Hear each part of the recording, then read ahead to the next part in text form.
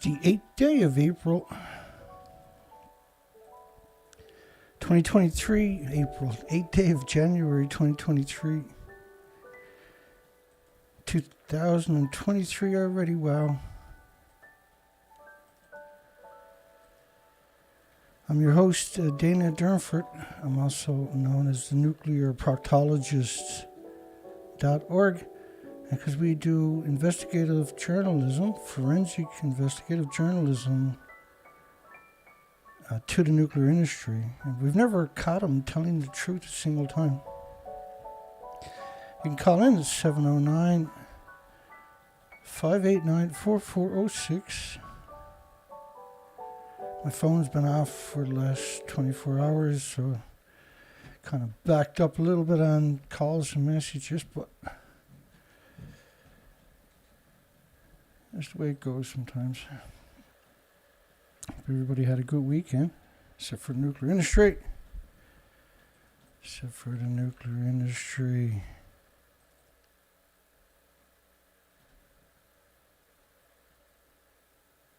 What do we got going on here?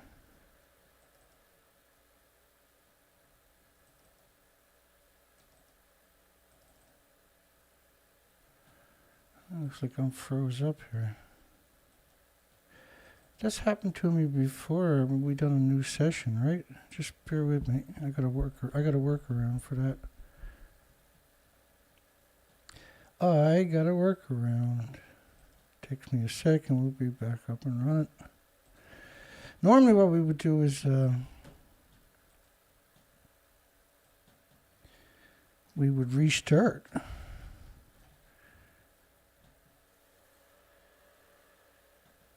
We would restart.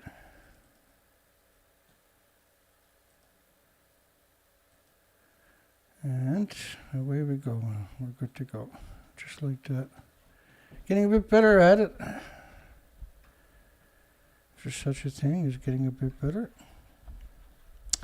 at telling a horror story.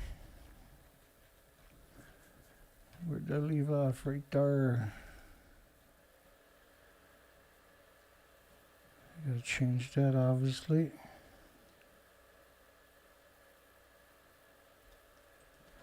Bingo. Here we go. Are we in business this time, or? Oh, that's froze up too. I've never seen it do both sides before. Could be the industry. I'm going to have to restart. So if you stay here, I'll be back in about 6 or 7 minutes. The workaround didn't work. It's extraordinary. Okay, well.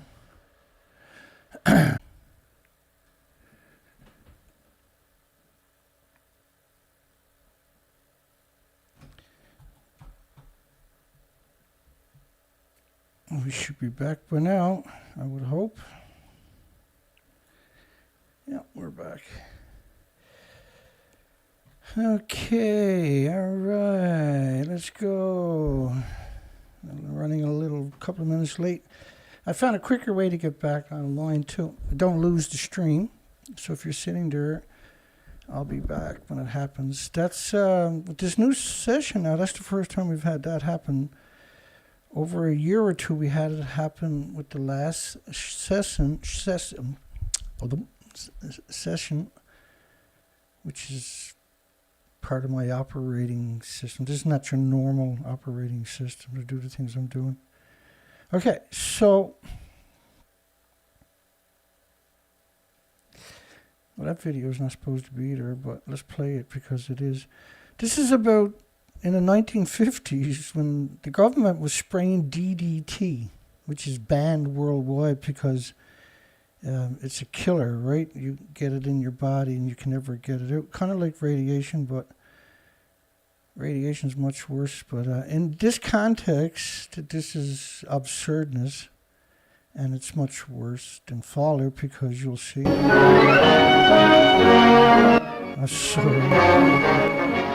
With the possibility of a serious infantile paralysis epidemic, health authorities of the city of San Antonio, Texas, attacked the germ carriers throughout the city. Little bastards. So, they're spraying the children in the classrooms and in the swimming pools and everywhere else. So children are staying in the pools, right? But think they're eating their lunch, right? Look at them. Look, watch the kid on your end. Watch. Little girl and a little kid on the end. Watch them. I gotta slow that down because there's evil and then there's this government industry. Watch the kids on the end. Both of them are eating it as they disappear in a plume of DDT. That's murder. So the water now gets saturated with DDT. And to add insult to injury, look at the kids. Yeah, poison us. Come on. Do it. It's brainwash, man. It's called slavitude. The same thing is going on with growing food alongside of 1-ton bags of radiation in Japan and shipping it worldwide. You're talking about £1 billion a year from a nuclear wasteland. It's not just falling out, it's all around them. They're embedded in them. And this is something we see with the industry. It's no big surprise they're doing it and done it because almost all nuclear power plants are surrounded by farms. And so it's the most carcinogenic thing in human history, but there's 1,800 illnesses and diseases and autoimmune deficiencies and injuries. And that's why we got a poll tonight. And today, I'm assuming I'm streaming again, by the looks of it.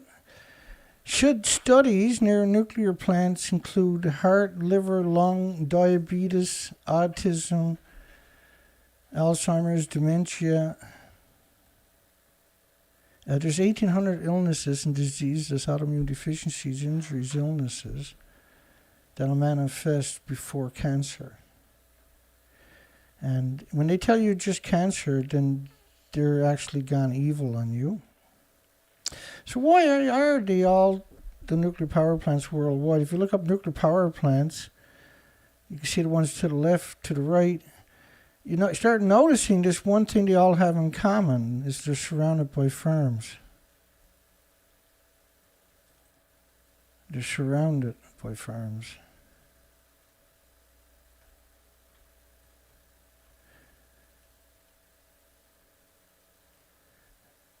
They're surrounded by farms, and that's why.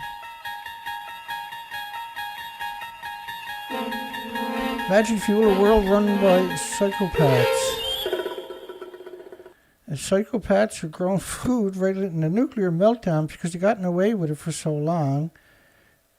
Growing it by farms and poisoning you, then they don't think it's wrong even anymore. They don't acknowledge that it's wrong. And they got the medias and the universities worldwide to protect them and vehemently protect them with propaganda so you can't have a real conversation, right?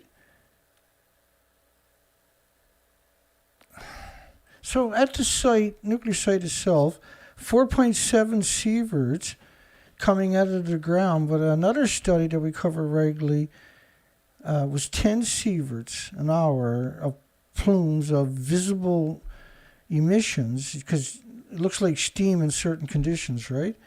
But it's always hemorrhaging out there. You need a certain condition for it to be visible. Lethal doses in 6 places where the earth is cracked open because of the China syndrome. So in this was 4.7% per hour, or 20% more than it was in June. And remember, there's 6 places at 10 sieverts an hour, but the Geiger counters are whacking out at 10 sieverts. So once they hit 10 sieverts, they're broken, basically. But because you can't measure anything extra. There's just after Fukushima happened in the following weeks, the media came out. Harvard University did tell us little morsels of truth amongst the incredible propaganda. And Time In of the US doses. context, we think of REM, and I assume in the Japanese context, people would think of CVIT. The fatal dose from whole body exposure, median dose is around 350, 400 REM, or 3.5 to 4 CVIT. Delivered pretty quickly. Delivered over a period of hours, but in that case, death would follow over subsequent weeks. And in the US context, we think of REM, and I assume in the Japanese context, people would think of CVIT. The fatal dose from whole body exposure, median dose is around 350, 400 REM, or 3.5 to 4 CVIT. Delivered pretty quickly. Delivered over a period of hours, but in that case, death would follow over subsequent weeks. And in the US context, we think of REM, and I assume in the Japanese context, people would think of CVIT. I was just going to say, Kevin Blanche is in the hospital. I'm just going to see if I can, if he wants to, if he's able to, come on the show for a few minutes, hopefully. I'm going to text him first, of course.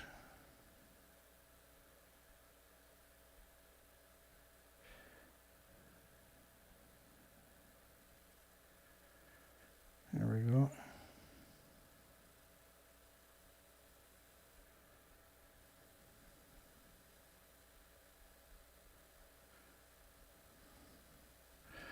Send him a text. Can I call? There's a second part to this. It's just short. I took the replay off that I had on there. Hang on. Let's play that part too. But that gives you an indication. There you go. He just texted me back. Let me play this first. But that gives you an indication of the sort of hazard that you're concerned. So a few CVITs, if the dose looks as though it'll be more than 2 or 3 CVITs over a period of plume passage, for example, then you know that you're in a potentially lethal situation. Whereas speaking in micro-CVITs is not helpful. So three CVITs is a lethal plume. These people are working, the homeless, the destitutes, the victims of society are working in double that. I'm going to give Kevin a call. We'll get Kevin on the phone. Kevin can tell us. Sounds like he's in real bad condition. So let's give him a call.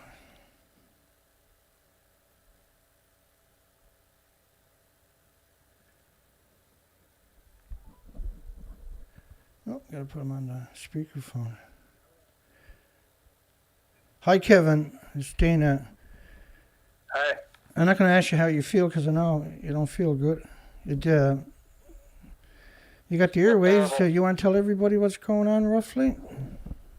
So, as you know, I had my aortic valve replaced over 5 years ago, and, fighting cancer, all this post-2011.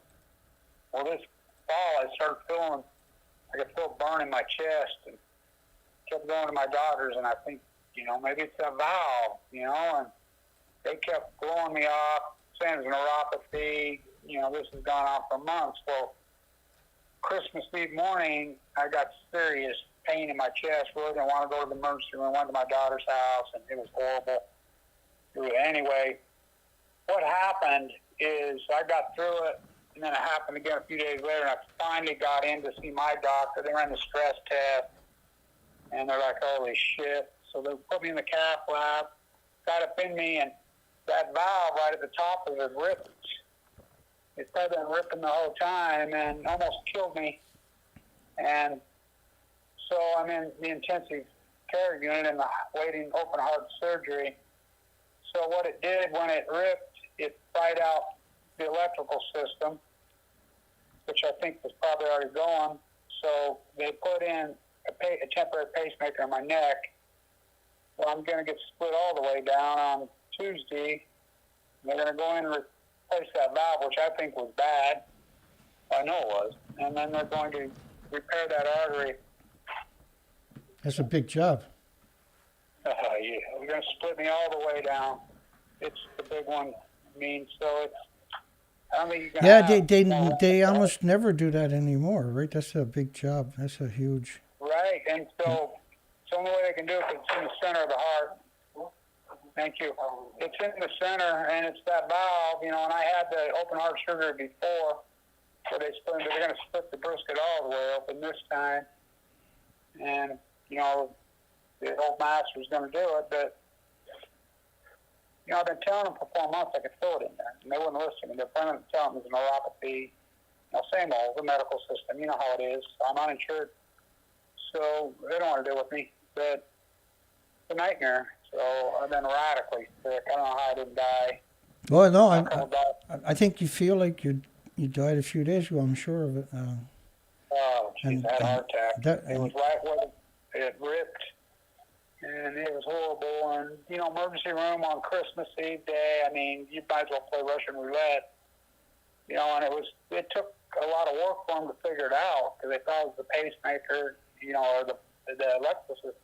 I was born with a heart defect, so I didn't have electrical system on the relay on the right side from birth, and then, you know, the defect, and then, of course, the cancer, everything's happened post-2011, post-Fukushima.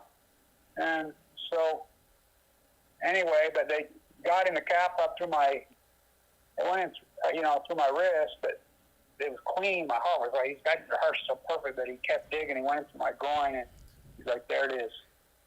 You know, because I can see it. It's come up, you know, so right where the valve was, it came apart. So they got it diagnosed.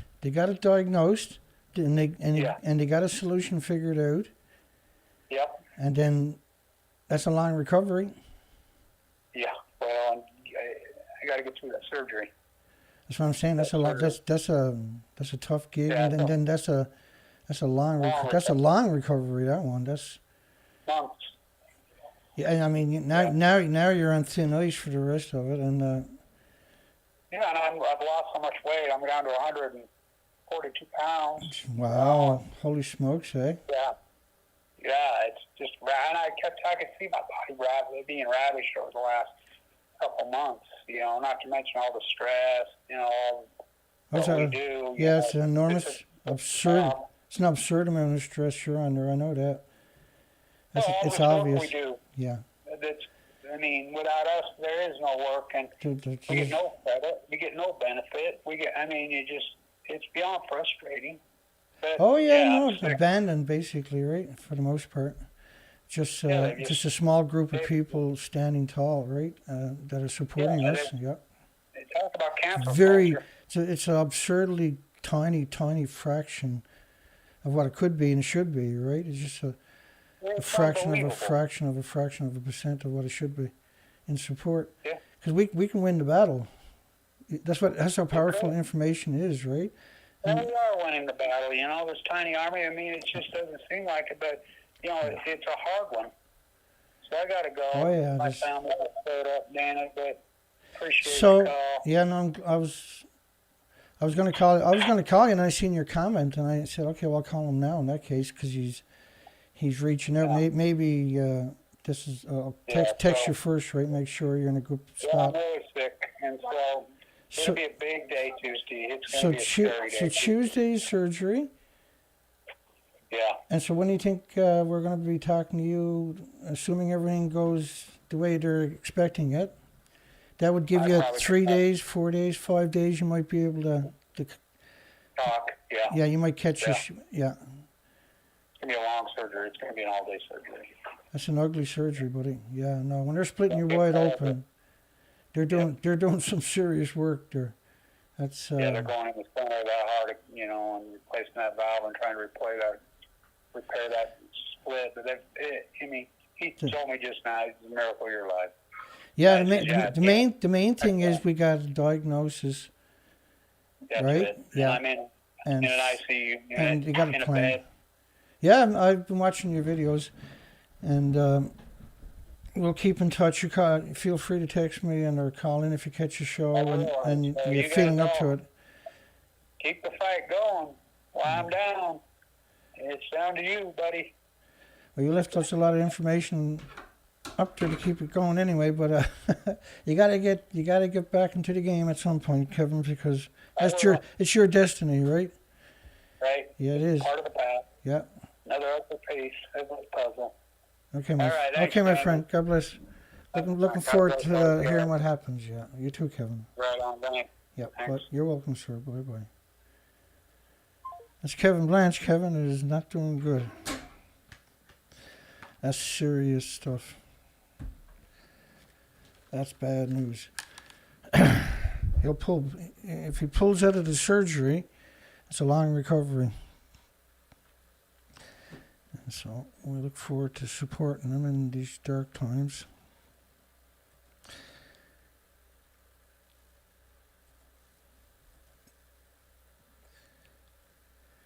Okay, Atoms for Humanity.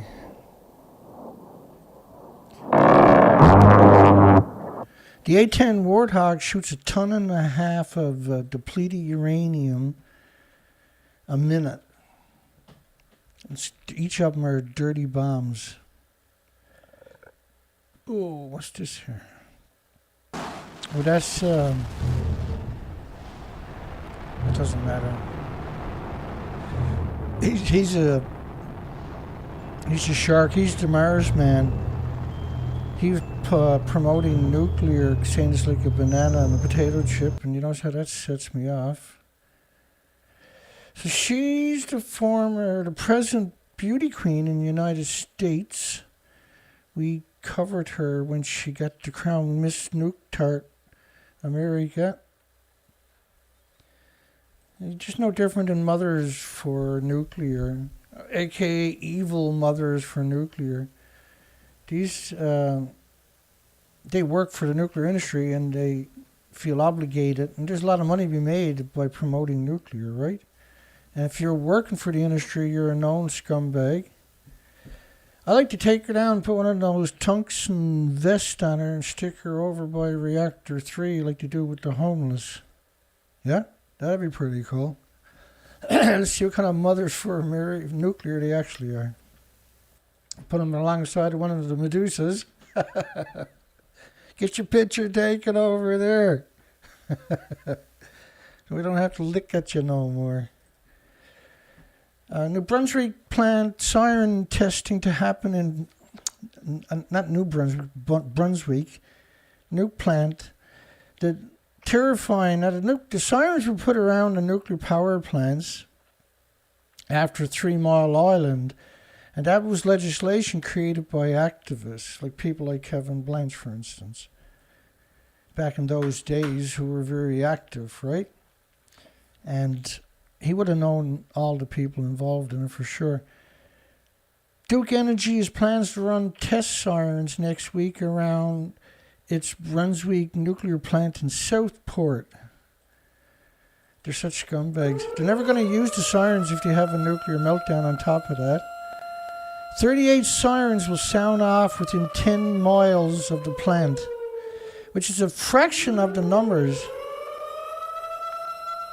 That's a fraction of the actual numbers. Same as what I'm going to show you here, basically.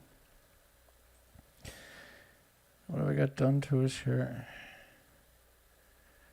Like, St. Louis baby teeth study sparked nuclear test bans 60 years ago. So 3 Mile Island caused all the nuclear plants to have sirens around them. One of them got over 160 sirens within 10 miles. And imagine the poor dogs and children and everything and wild animals getting the shit scared out of them every month. St. Louis baby teeth study sparked the nuclear test ban in 1962. A famous study involving baby teeth of St. Louis area's children. Now, if they didn't do the study, the industry would have killed us all by then. Helped lay the foundation for a treaty to ban atmospheric nuclear tests 60 years ago. This was part of the treaty between the Soviet Union and America and Europe to stop doing just open air, because the nuclear industry knew what they were doing. In Las Vegas, where Stephen Young is to, Outside of that, they used to wait for the nuclear test to blow towards Las Vegas and other populated areas and to set the test off. Britain done the same thing in Australia, where they waited for the wind to blow across Australia before they set off their nuclear weapons. And I mean, they had a fleet of rockets and everything else to figure out what the wind was going to do, and yet they still managed to cover all of Australia. That's not an accident. Yeah, that's bad news. Kevin Blanche is not going to be the same if he makes it through it on top of that. And he's lost all kinds of weight. Wouldn't be surprised if the nuclear industry gave him a heart attack. At all. They got a long, long legacy of stuff like that.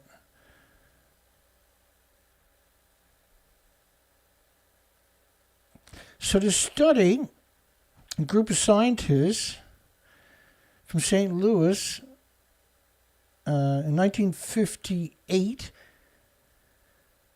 so the Greater St. Louis Citizens Committee for Nuclear Information. The mission to determine whether radioactive fallout and nuclear energy, nuclear power plants, had a negative impact on children's health. So strontium-90 that they were finding in the children, of course, also goes into children's bones, not just their teeth. And it mutates their stem cells as they're growing up. And there was only one Spider-Man and only one Hulk came out of it, apparently. From 1958 to 1970, researchers collected more than 320,000 baby teeth of children from various ages, primarily from St. Louis. In 1956, the report from the U.S. Public Health Services hinted St. Louis and other Midwestern cities could have alarming levels of radioactivity in the water, the air, and the milk. Really, you think it's just going to be the water, air, and milk? All your food, all your playgrounds, all your communities, all your water taps? Can't have one without the other, and you did. Following above ground nuclear tests from around the United States, it was really bad. What they done around Las Vegas was insane, where they used to bring tourists in and have special rates, and the tourists would go out and watch the plume and then party while the plume came over. The decades leading up, and because it's always hemorrhaging out at some point, because you leave all this fission product after these detonations, you're talking 1,000. The ones that they had underground were all vented. All of them cracked the earth open, which means it rains inside of them, washes into the water tables forever and ever. You know, these underground tests, there was a phenomenon they seen where it changed the structure of the water for 1,800 kilometers. From a single nuclear test. So structured water is super important to know about that, by the way. There's two types of water. Water is the only thing that exists in all three forms, liquid, solid, and vapor. It's the only liquid that does that. And plants will grow 30% quicker with 30% more foliage when you use and harvest 30% more fruit when you use structured water compared to... so when you put water through a tap, there's electrolysis, there's steel, there's different minerals, and it changes the structure. Scientists don't know why it changes the structure. They do know how to change it back. And one of the most common senses to me is you freeze the water changes back to a structure, and so when it thaws out, now you have structured water. It's a roundabout way, but it's mineral water is structured water. Water that comes down through all the mountains and come out through the mountains, for instance. They're running over all these minerals and everything. That realigns the water. You can buy machines from it. But there's a study in Russia, I think was a German study, BOA, And they took water from the Himalayas by helicopter to the airport, got on a plane, flew it back to Stanford or Harvard universities, medical areas, institutions rather, and terminal ill patients. They took blood samples, gave them that water, right? That was from thousands of miles away, this structured water. And every 20 minutes they'd done that for several hours. You watched the blood actually change, become unplated. Because terminal cancers, your blood is all plated up, right? But it's super important for your health. By the way, you're connected to where you're born by the minerals in the water. That's a really important one too. That water has special purpose with you. That's what your body, that's the integrity of your body. The genetics of your body is from that water. In the decades leading up to that, officials had moved forward with 100 nuclear tests, open air tests they're talking about, around the States. Now when you look at, they moved off, what they done off to the Bikini Islands was just horrific, and the Christmas Islands. The preliminary studies determined that children born in 63 and past had levels of strontium-90, a radioactive isotope found in bomb fallout, created by bomb fallout. Strontium-90, again, is just going to be one of them that you're going to find in the body, and they can find that particular one, and they would extrapolate the other isotopes. Nearly 50 times higher than children in 1950. And that was because of nuclear emissions in the 50s were pretty heavy from Mayak, from Sellafield, from Hanford in particular in America. They didn't have containment in their first reactors they were building worldwide, so they were like perpetual nuclear weapons detonating on your planet each day. There was no containment, right? When you put them in a pool, they're still splitting the atoms. But when you're actually in a chain reaction, and these are all hot particles you're releasing, the immediate radiation danger moved public opinion, influenced Congress to pass, and President Kennedy to implement the Limited Test Ban Treaty to underground and not in the ocean. They knew that a byproduct nuclear weapon testing is a death-dealing, cancer-causing. It's not just cancer, it's 1,800 illnesses and diseases and autoimmune deficiencies and injuries.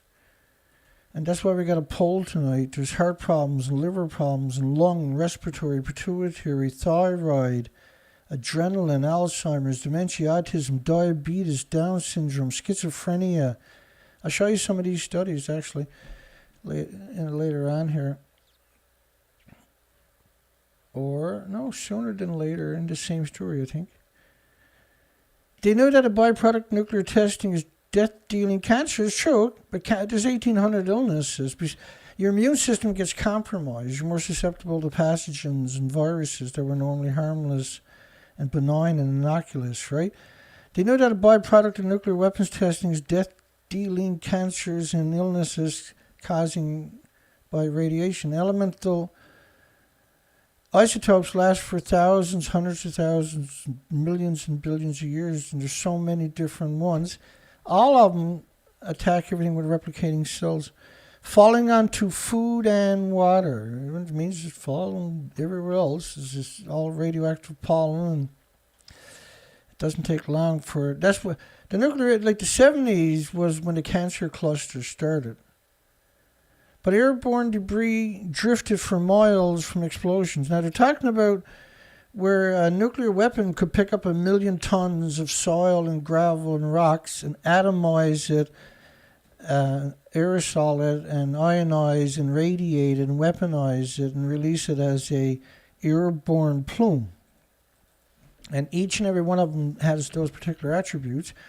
And a nuclear meltdown is perpetual machine, same as the fuel pools. They're perpetual releases into your environment.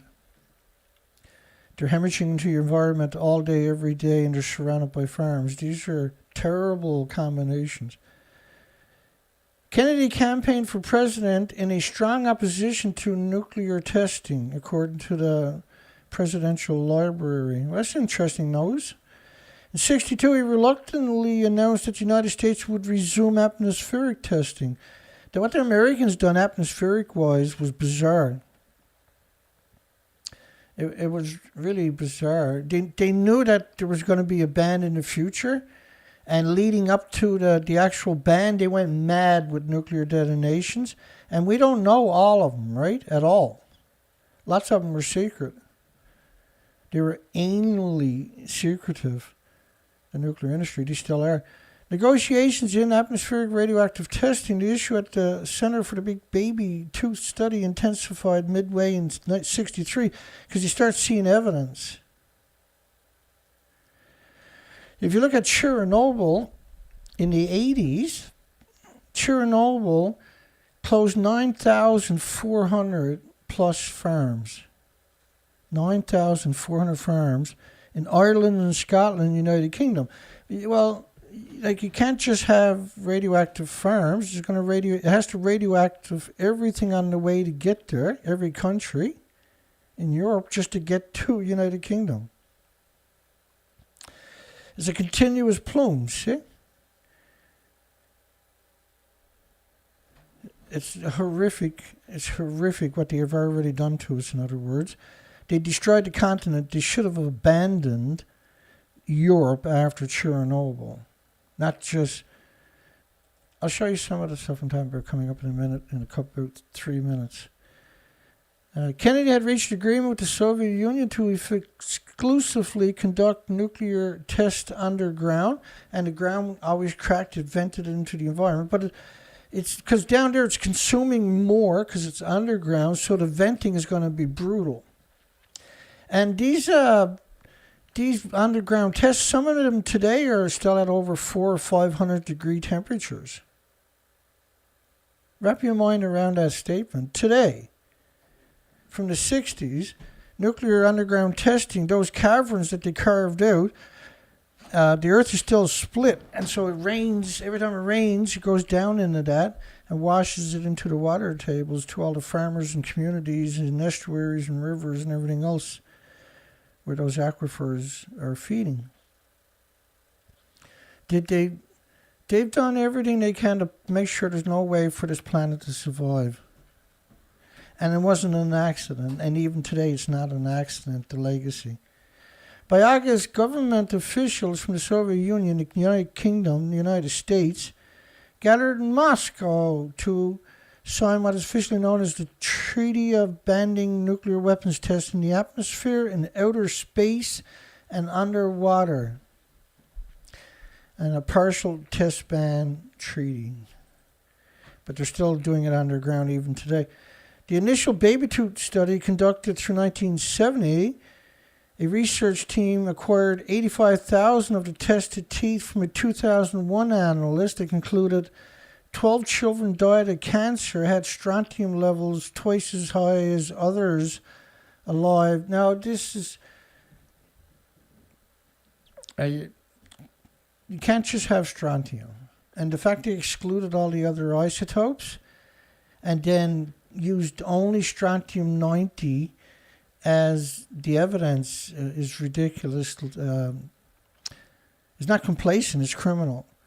Some scientists denounced the findings that anybody even got a hair hurt on their body. People like Geraldine Thomas, Kathleen Higley's. There's so many of them, you can barely keep up with them. Some scientists denounced those findings to today. Well, that's because they're degenerate scumbags. Now the baby tooth, and you should name him when you're accusing him, by the way. Now the baby tooth study from decades ago carries new life in the form of a Harvard study. Researchers hope to collect tens of thousands and determine a possible connection between metals and cognitive decline at an older age. So you want to check your teeth to see how long the radiation has been in your teeth and how high your IQ is. But there's a whole lot of other factors they're not putting into the equation, is it? First off, the Sellafield studies showed all the children had plutonium in their teeth, which is an interesting why they didn't mention plutonium in that other study, because they're supposed to. Killer hot particles, Sellafield's coast like Chernobyl and Fukushima exclusion zone from decades of reprocessing fuel, which is illegal in America and Canada because of those particular attributes. Ionizing radiation in human gender proportion at birth.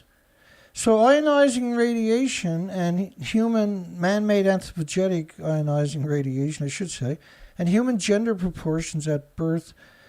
A concise review of literature. Now, what they're talking about is one of the ways to study if radiation is harmful to a large group of people is to see if there's a discrepancy between males and female ratios.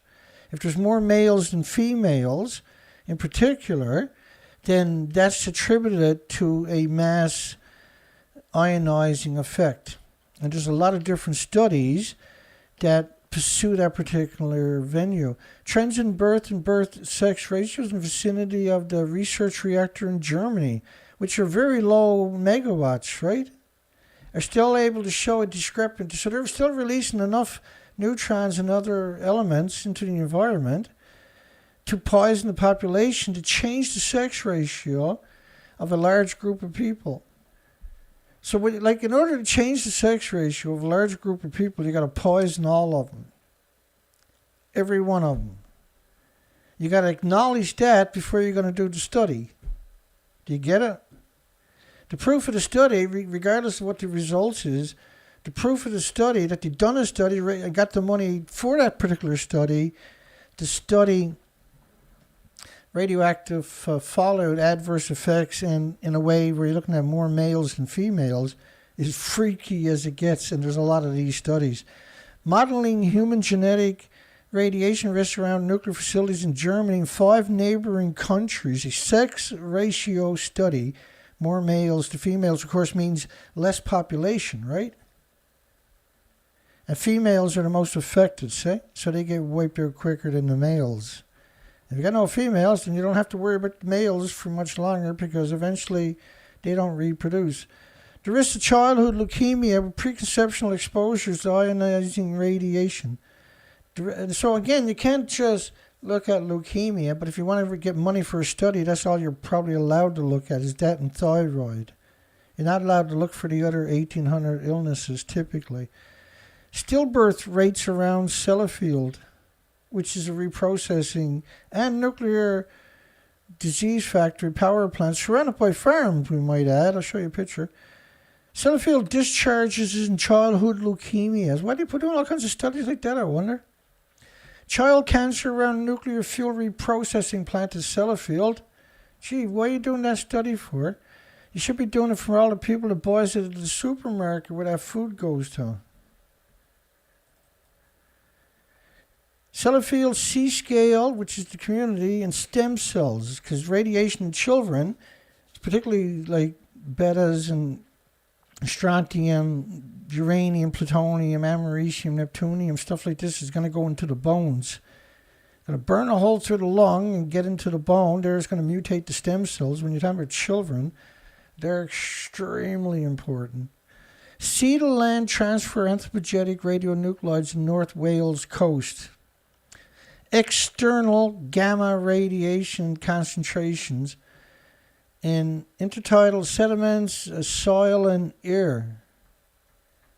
Whenever I hear the word external radiation, it's usually they're trying to pretend that you're not ingesting. In this case, they're just talking about the airborne is brutal. It's not just in the sediment in the ocean, it's in the air. It's brutal. Sources and pathways in anti-strontium North Atlantic region, present-day global warming. Now, why would you mention global warming in a study like that for? That's the strangest one imaginable to mention global warming. But that global warming does have a connection to nuclear. I'll show you if I can get my act together. Here we go.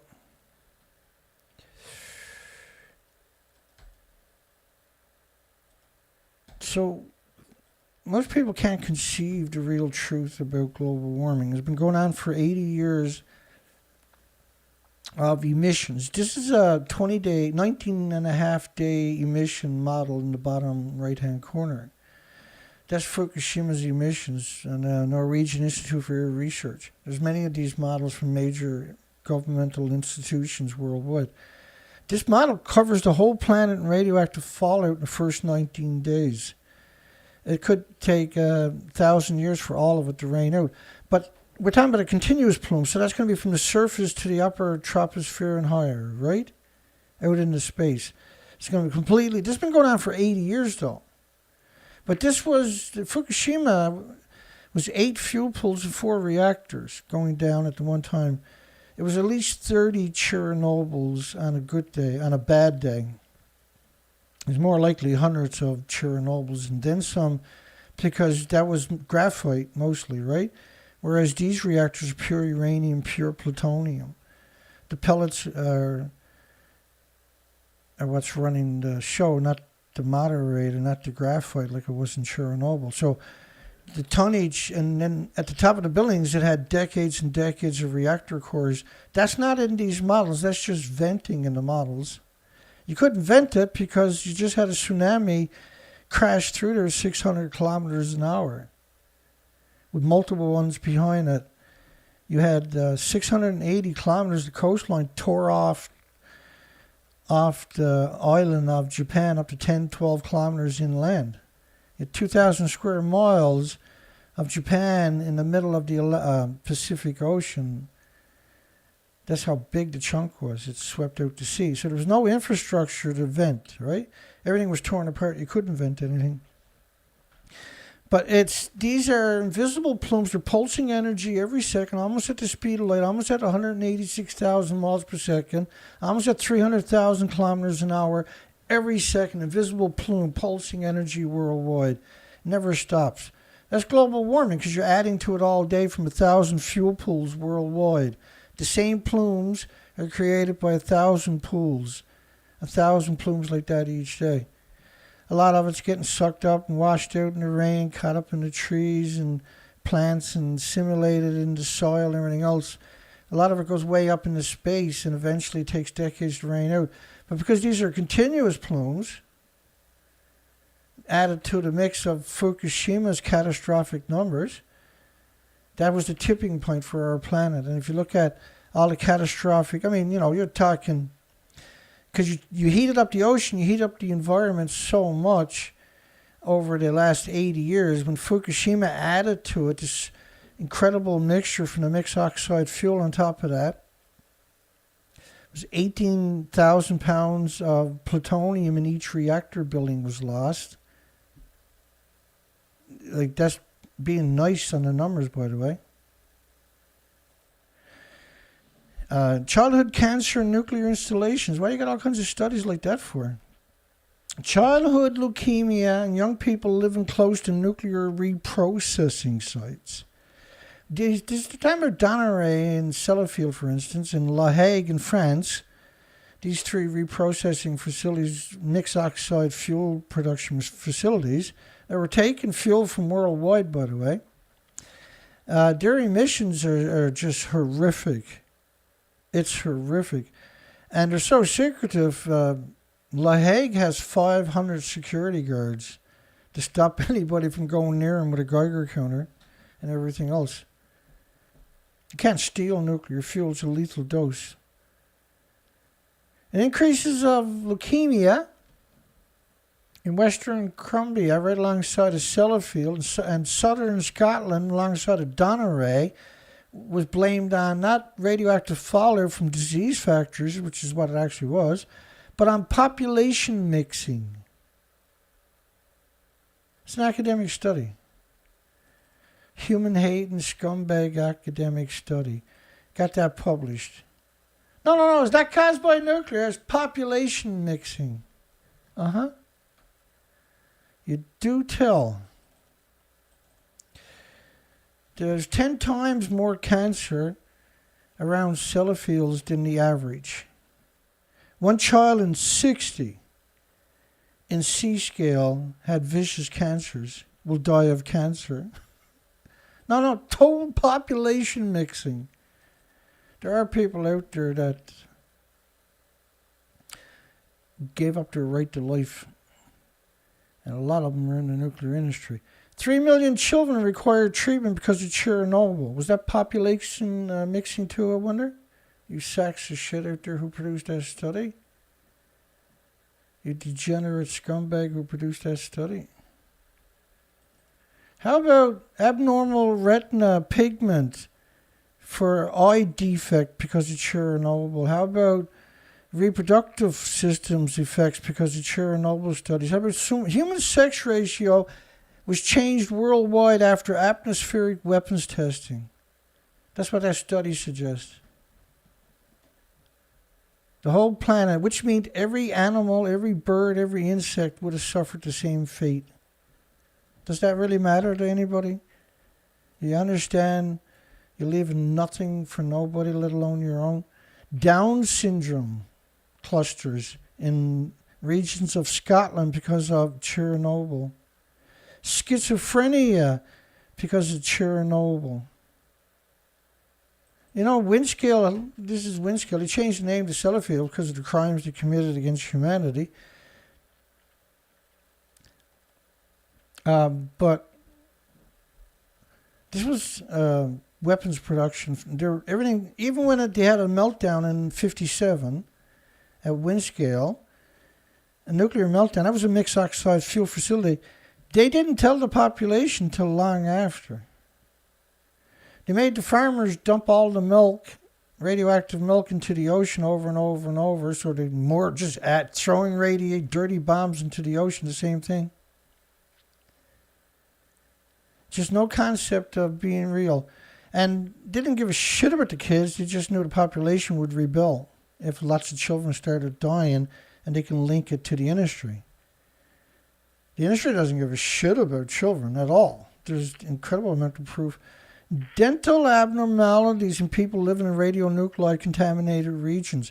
Well, it's really interesting when you look at United Kingdom. There's this joke how they got rotten teeth, right? That's not all of England. That's just certain parts of England. You know, where they closed down 9,400 farms because of Chernobyl type places.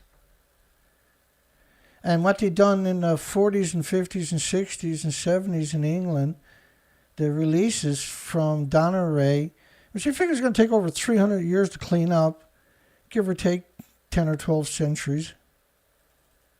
Not that you're going to be around to check on to see if they're honest.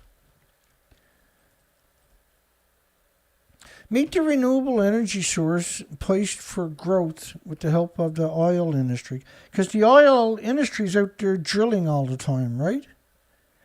And so when they drill way the frig down looking for oil, that's geothermal at your fingertips. Right there. You just fill it up with water, the water's going to heat up if it's not already there.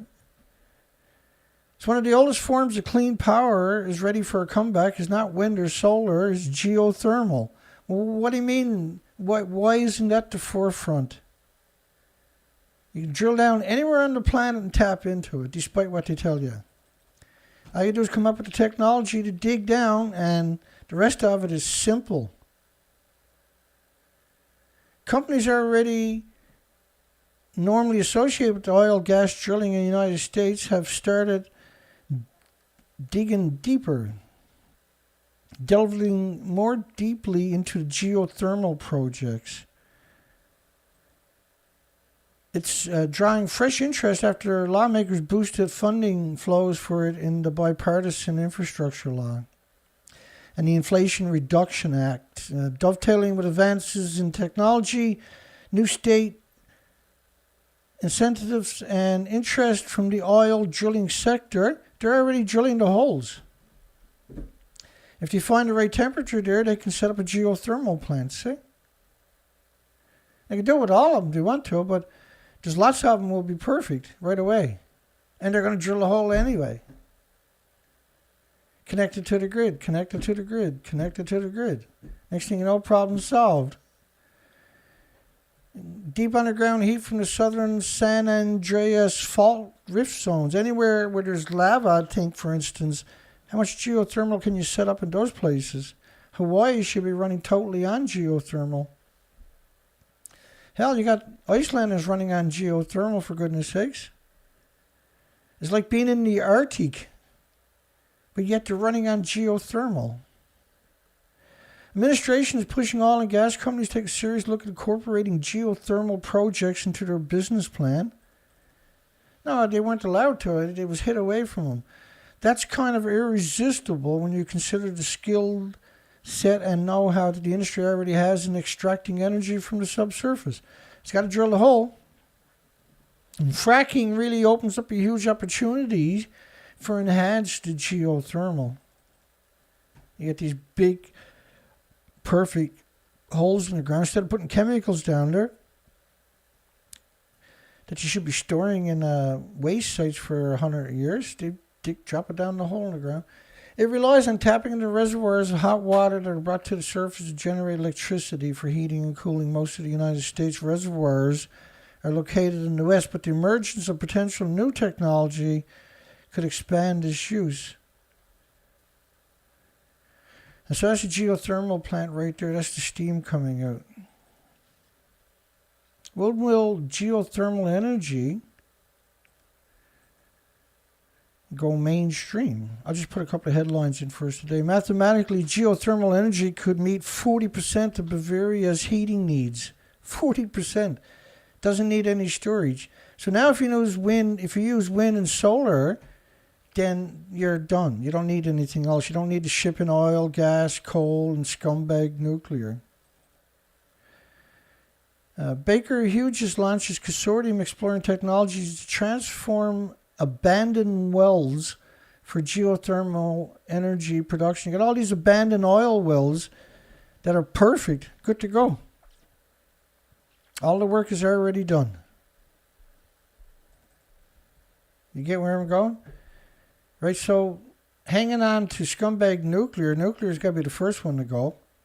I mean, like renewable energy is not counting geothermal. Have crushed the nuclear industry and everything else. So renewable energies, just not counting, nuclear is not renewable. Just because you're from Europe, that doesn't mean it's actually renewable, okay? That was just politicians screwed you for life. Your life at least, anyway. Hopefully further administrations will claw back these mistakes of promoting nuclear when geothermal and renewables are the way to go. So in 2021 there was 291 gigawatts of renewables came online, wind and solar and geothermal, stuff like that.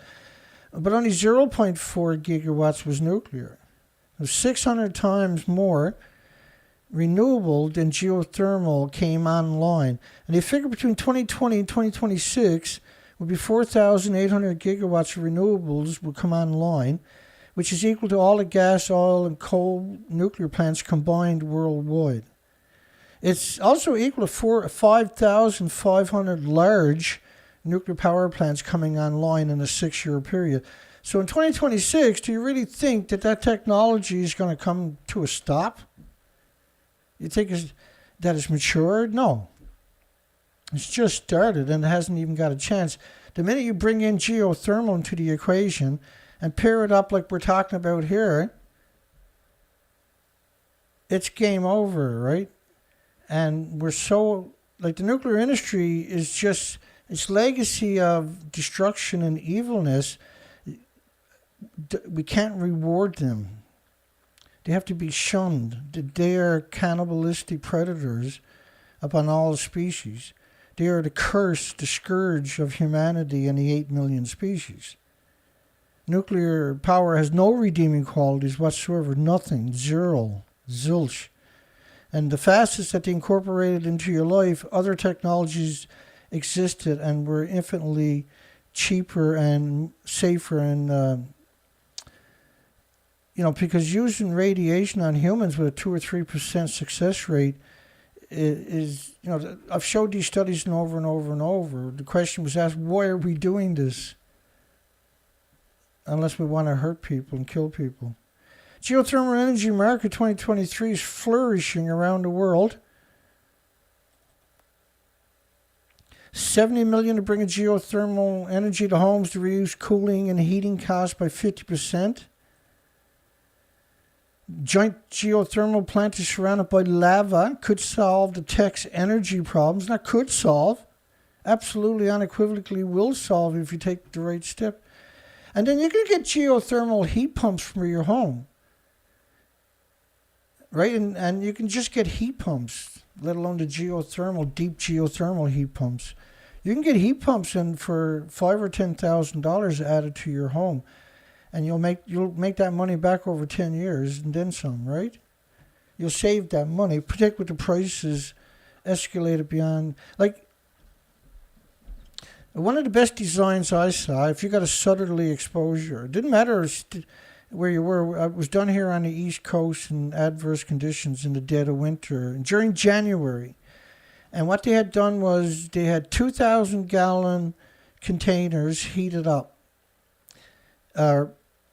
Open window to the south, and the sun would heat it up. Or just a cloudy day, it would still keep it heat, and that heat was transferred under their floor for heating.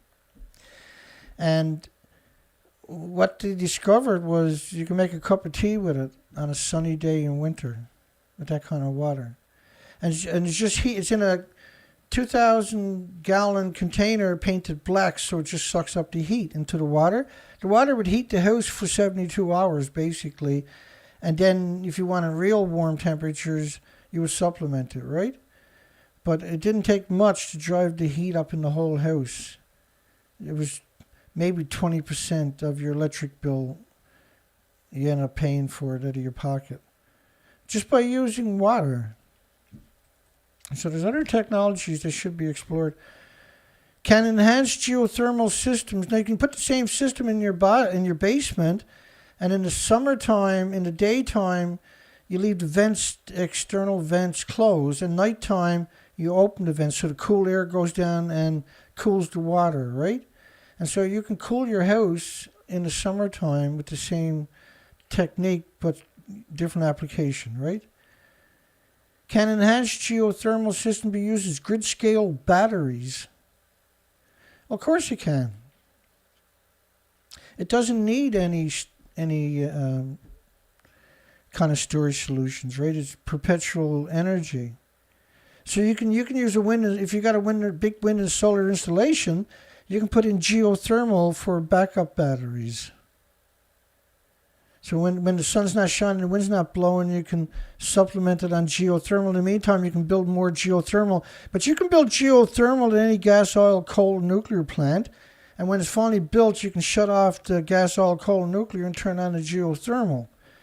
Right? And so there's a few companies out there that have the technology advanced, and that's what they're planning to do. The nuclear industry got jealous and started claiming small modular reactors were going to do that. Geothermal energy leader says underground heat is the key to help reverse global warming. Absolutely. Unequivocally.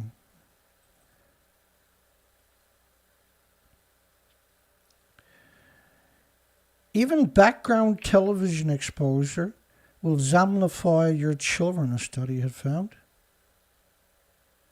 Even background television exposure. So, let's talk about, this is a model from NOAA, American government, of the radioactive fallout plume from Fukushima based on 40 days. So right here is 40 days later, but it's only based on venting. It's not based on the actual meltdowns, the inventories that were lost, the reactors and the fuel pool tonnages, right? That's not in that equation. That equation that you're looking at mathematically is produced by so-called venting radioactive emissions. Some call it burping, right? The industry calls it burping instead of radioactive emissions. Burping. And what's that? Oh, that's radioactive emissions that we can't control. What do you call it for burping for? Because we're not going to call it radioactive emissions, Dana.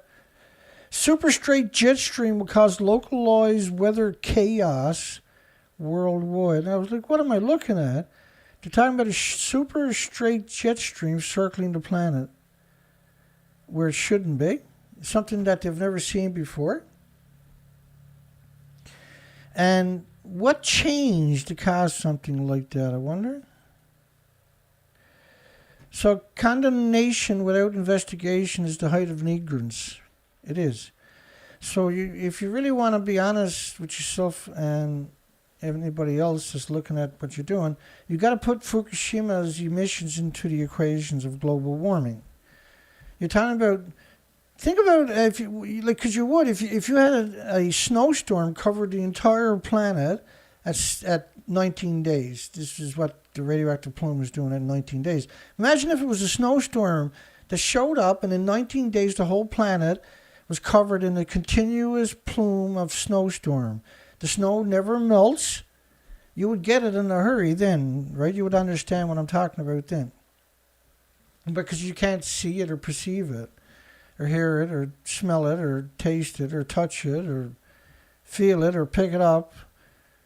Then that doesn't mean it didn't exist. My Geiger counter is proof up there, by the way. 180 on my Geiger counter normally would be an evacuation zone. You would evacuate the entire nuclear plant if you had that kind of number, pre-Fukushima.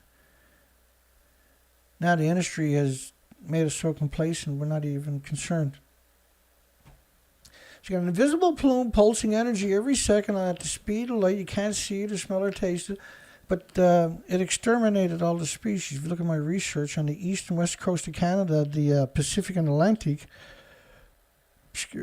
then you can rationalize what I'm saying to you, hopefully. Fukushima Daiichi has contaminated the biggest body of water on the entire planet. This was a German model based on 6 years. The big problem with that was the times lethal threat from Fukushima radioactive water flowing into the Pacific. Gee, I thought you said it was in the tank. And I've done a 2.5-hour video about that on Thursday, by the way. My last video is all about the tanks. And there's no way you're going to believe that everything is in the tanks if you watch that video. Zero possibilities. I give you all the evidence you could ever hope for. You can beat them in any court with it. Fukushima radioactive fallout is global warming. This is the Neptunium-239, which I think, I can't remember off the top of my head, I think it's 87 days half-life. Just hang on. I can't remember. Because it decays to plutonium, right? I'll bring it up on the screen here for you in a second. 239. Here we go. Why do I gotta make shit so hard for myself all the time? So, Neptunium. Right there. 239. Got half-life of 2 days. I'm wrong. Must be 238. It's 87 days. 241. I'll get there. 241 is only 13 minute. But it decays to plutonium. All of them decays plutonium, I think. I don't know. Maybe I was talking about americium. We'll look after some other time.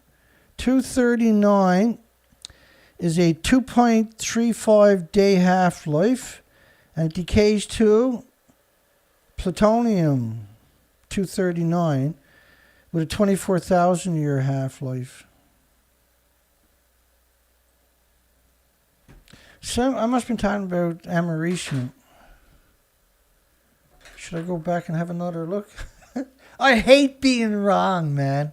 Because I was saying 47 days or 87 days. Just let me go back to americium. Just give me a second. Where are you to? Americium, right there.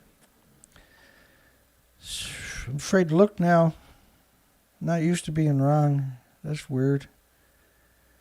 11 hours for 239, and it decays to plutonium. 239. Let me see, what the hell am I looking for? 241 is 432 years.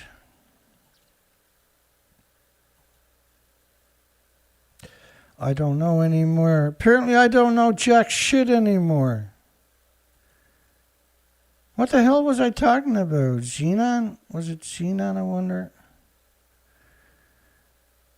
133 is a short half-life. It decays to cesium, right? Yeah, cesium. I don't know. I meant to check that today, and I made a cup of tea instead. I can't remember what it is. There's so many of them. And when you look at the chain of the decay chains, right? And you start playing around with all the decay chains, you start getting disoriented on what you originally started out. Anyway, that'll teach me to do that when I'm live. Okay, so, correct me if I'm wrong. Neptunium-239 decays in 2 days to plutonium-239. And what's the half-life of plutonium-239? Hang on. Why should anything be easy in my life? Hang on, we'll get it. We need that answer. So plutonium 239 is 24,000 years. Didn't we just cover that or something? I don't know anymore. I'll just keep my mouth shut. Let's keep going here. Well, it's even worse because it decays, changes to plutonium in less than a day and a half, right? But don't feel good anyway because there's the 239 models. They like telling you, they like saying americium and neptunium because it's better than saying plutonium. See, it's just as well to call it. But the fact is, you're talking about a huge plume that's going to turn to plutonium for 240,000 years altogether. Because there are stupid people like me, and every time I see him, I feel better about myself, right? Because he's so complacent, he stood up alongside of 1-ton bags of radiation. He's a victim of propaganda, like the people that filled up these places. There's 150,000 of these places in Japan. And they're all, inside of all of it, around all of it is farmland. That's where they picked it all up from, and they're growing food on it. That's probably one of my favorite videos of all time. I gotta watch that again. I've only watched that 500 or 600 times. I even leave it on the loop sometimes. Shithead mass murderer, mass killer, Shinzo Abe getting what he deserved. See in the background where they're grabbing the shooter? They pick him up and run away with him. So did they stun gun him, I wonder? Did they stun gun him? Did they inject him? What did they do that he couldn't walk away? Because they just run up to him and tackle him to the ground. There's like 8 of them jumps on him. They're not punching him. They're just hanging onto his ankles, onto his wrists, right? Onto his limbs. And it's like they're not even scared of him, right? And then they pick him up and run away with him. So I think he was injected with something. Is that what they do in Japan? The scum. So they closed 14 prefectures to 55 countries worldwide. They banned the food. Except not counting Canada. They didn't, of course. Canada's a piece of shit. And Canada Japan couldn't ship it anywhere but Canada because 55 countries banned the radioactive food. So everybody in Canada is getting sick in increments. There's 1,800 illnesses to get sick with. It takes away the quality of life. It's not like it can't kill you right away with heart attacks. Which reminds me, right, we'll get to talk to Kevin again, I guess, before surgery, because that's a few days away. Tidy assassination. How'd it go, James? That's hilarious. That's why I don't read the comments when I'm streaming, because I'll get distracted. That'll be a good t-shirt, that one. B-52 crashed into Lake Michigan in 1971. They used the nuclear power plant as a bombing target 6, 7, 8 times a day. And it used to freak them out, right? At the nuke plant, they were interviewing some of the people. These are the industry, Big Rock nuclear power plant. You're using a nuclear power plant for bombing runs? Anyway, if the plane didn't crash into Lake Michigan when it did, it would have hit the nuclear power plant within a minute or something like and caused major nuclear meltdowns. They had multiple runs each day going on. So they would fly these big planes at very low altitudes. And that stressed out the structure of the plane, because the plane was designed to fly at 50,000 feet to elude radar and anti-aircraft. It crashed because of the fatigue to the metals. They kept up the bombing runs, though, for another decade or something. And he would fly in and scoop down at the nuclear plant, pretend they're going to drop their payload, and that was the apex where they would start rising. And so the employees at the plant would used to just be terrorized all day long. They asked the government to stop them from doing it, but that's the nuclear industry. They can do whatever they want. Bombing runs at a nuclear power plant, and they've done it for years. Welcome to Stupid. This is nuclear, remember? Russia's nuclear industry looks to robots, and then they show you these stupid pictures in the background.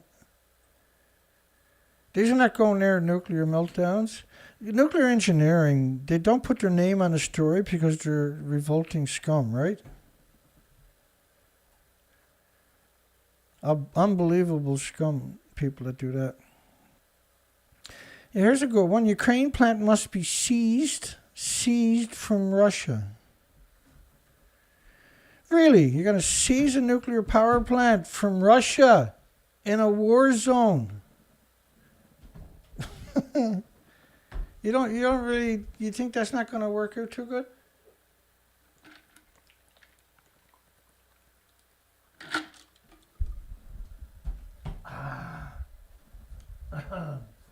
Holy shit, that was good.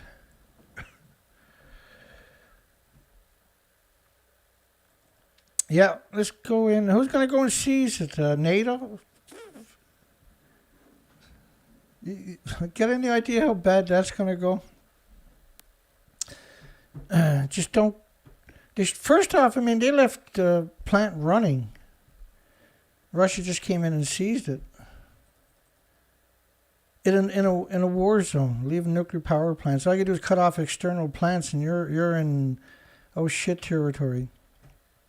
All plants run on external nuclear power or nuclear external energy, gas, oil, and coal. It can't run on its own energy. And so there must be a fault line there. They wouldn't have built it. They could just do geothermal instead. Europe's largest nuclear plant under attack. Lots of stupid today. Where Miss America meet nuclear energy. She's 20 years old, going to school to be a nuclear engineer. She won Miss America, and there was oodles and oodles of much, much prettier girls. She's a very pretty girl, but she's not that pretty for Miss America. The nuclear industry needed a poster child. They don't have a spokesperson, right? They're so desperate they're using Elon Musk and Bill Gates, for God's sakes, actual goblins. They don't have anybody in the industry that is appealing to the population. This is what you're seeing there, where they got a nuclear student. Oh, well, here, take this money. I'll get your kids a job at the nuclear plant. UW Madison senior nuclear engineering student. But what's next in her career in advocacy goals? Advocacy. And then you show a picture of her with stupid nuclear, scumbag nuclear.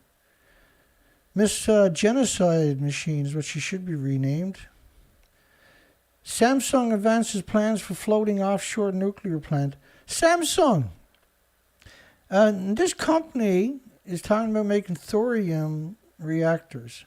Breeder reactors, folks, on top of that. Because that's what evil does, right? And they'll raise a certain amount of money to keep the industry will just throw money at them, not everything they need, but they'll throw money at them to keep them in business, and they can get, they promote nuclear, there's no limit. They'll give them everything they ever dreamed of. And the company, we've covered them quite a few times. It's not going to happen because there's too many better solutions, and technology is finally caught up. We're just a couple of years away from realizing it. So the industry is doing everything it can to try to loot the system so you can't have a future, despite the fact that you probably can't have a future because of what they've already done. Most popular travel destination of 2023, according to the experts, which they don't tell you who the experts are. And so the community, that's the five, one to Fukushima, Sendai, and two other communities. They show you pictures of a tree. You can get the same picture just about any other country, and you haven't got to take a chance, by the way. Also recommended taking a bullet train. Why would you take a bullet train? In March the 16th, 2021, last year, March the 16th, that bullet train went off the track in 17 places. They had to repair over 1,000 places on the line, and you're traveling at 150 miles per hour in a country that has over 1,000 earthquakes a year. Don't be stupid. Don't do it. So I mapped out the places. So Fukushima,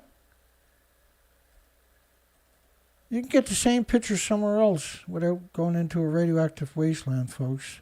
Don't be sucked in by this idiot machine known as the nuclear scumbags. So Sendai is not very far from multiple ongoing nuclear meltdowns, was heavily contaminated. The reason it looks so beautiful there is because nobody wants to go there. It's all radioactive wasteland. And so that's the places. And then where's Fukushima Daiichi in relationship to all of that? There it is. So you can get the same pictures here on the East Coast without the massive radiation or anywhere else. Japan is the last place you want to go. And don't take your loved ones there if you're stupid and goes there. Microwave drilling sounds like science fiction. So does drilling down to the hottest rocks.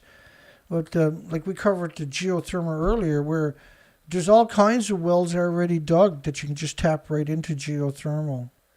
Geothermal is not some magic thing, okay?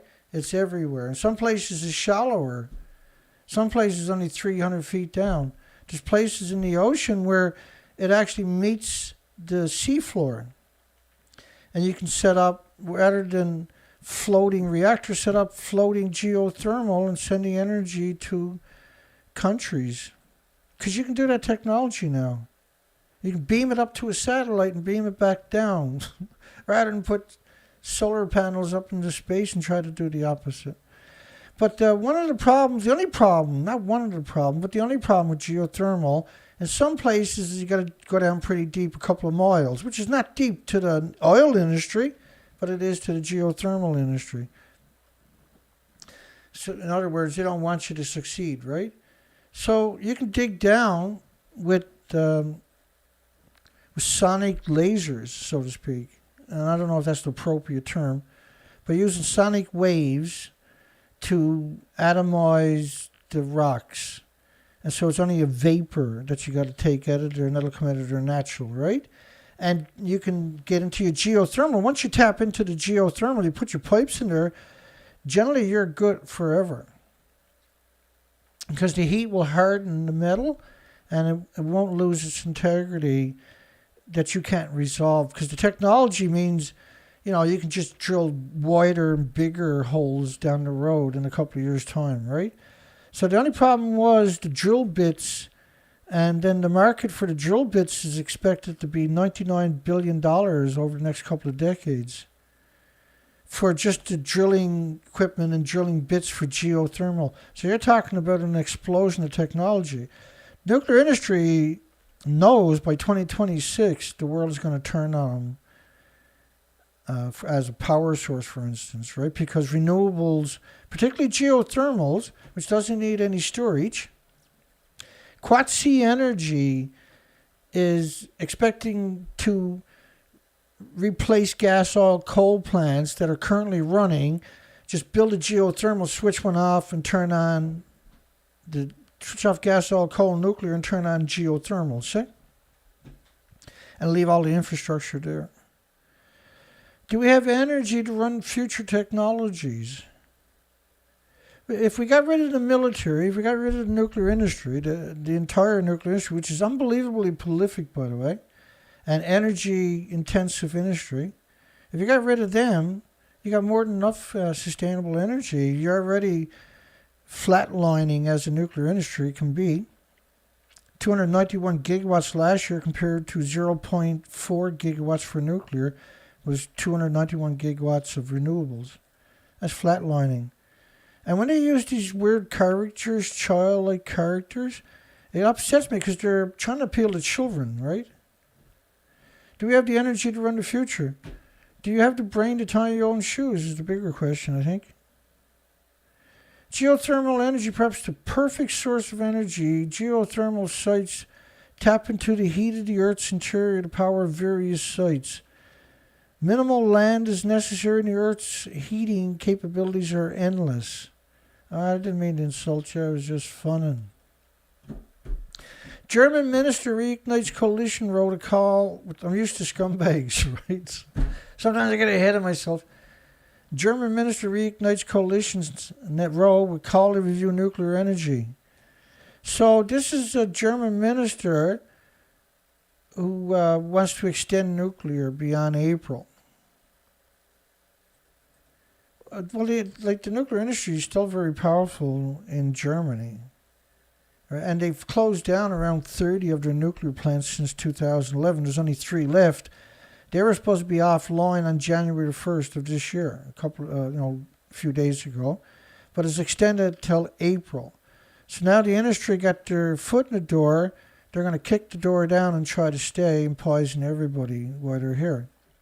There's been continuous protest for 40 years at one of their nuclear plants. For 40 years. And these are disease factories. Almost all of them are surrounded by farms on top of that. The ultimate betrayal, to build a nuclear plant in prime farmland. That's a betrayal. That's murder intentionally.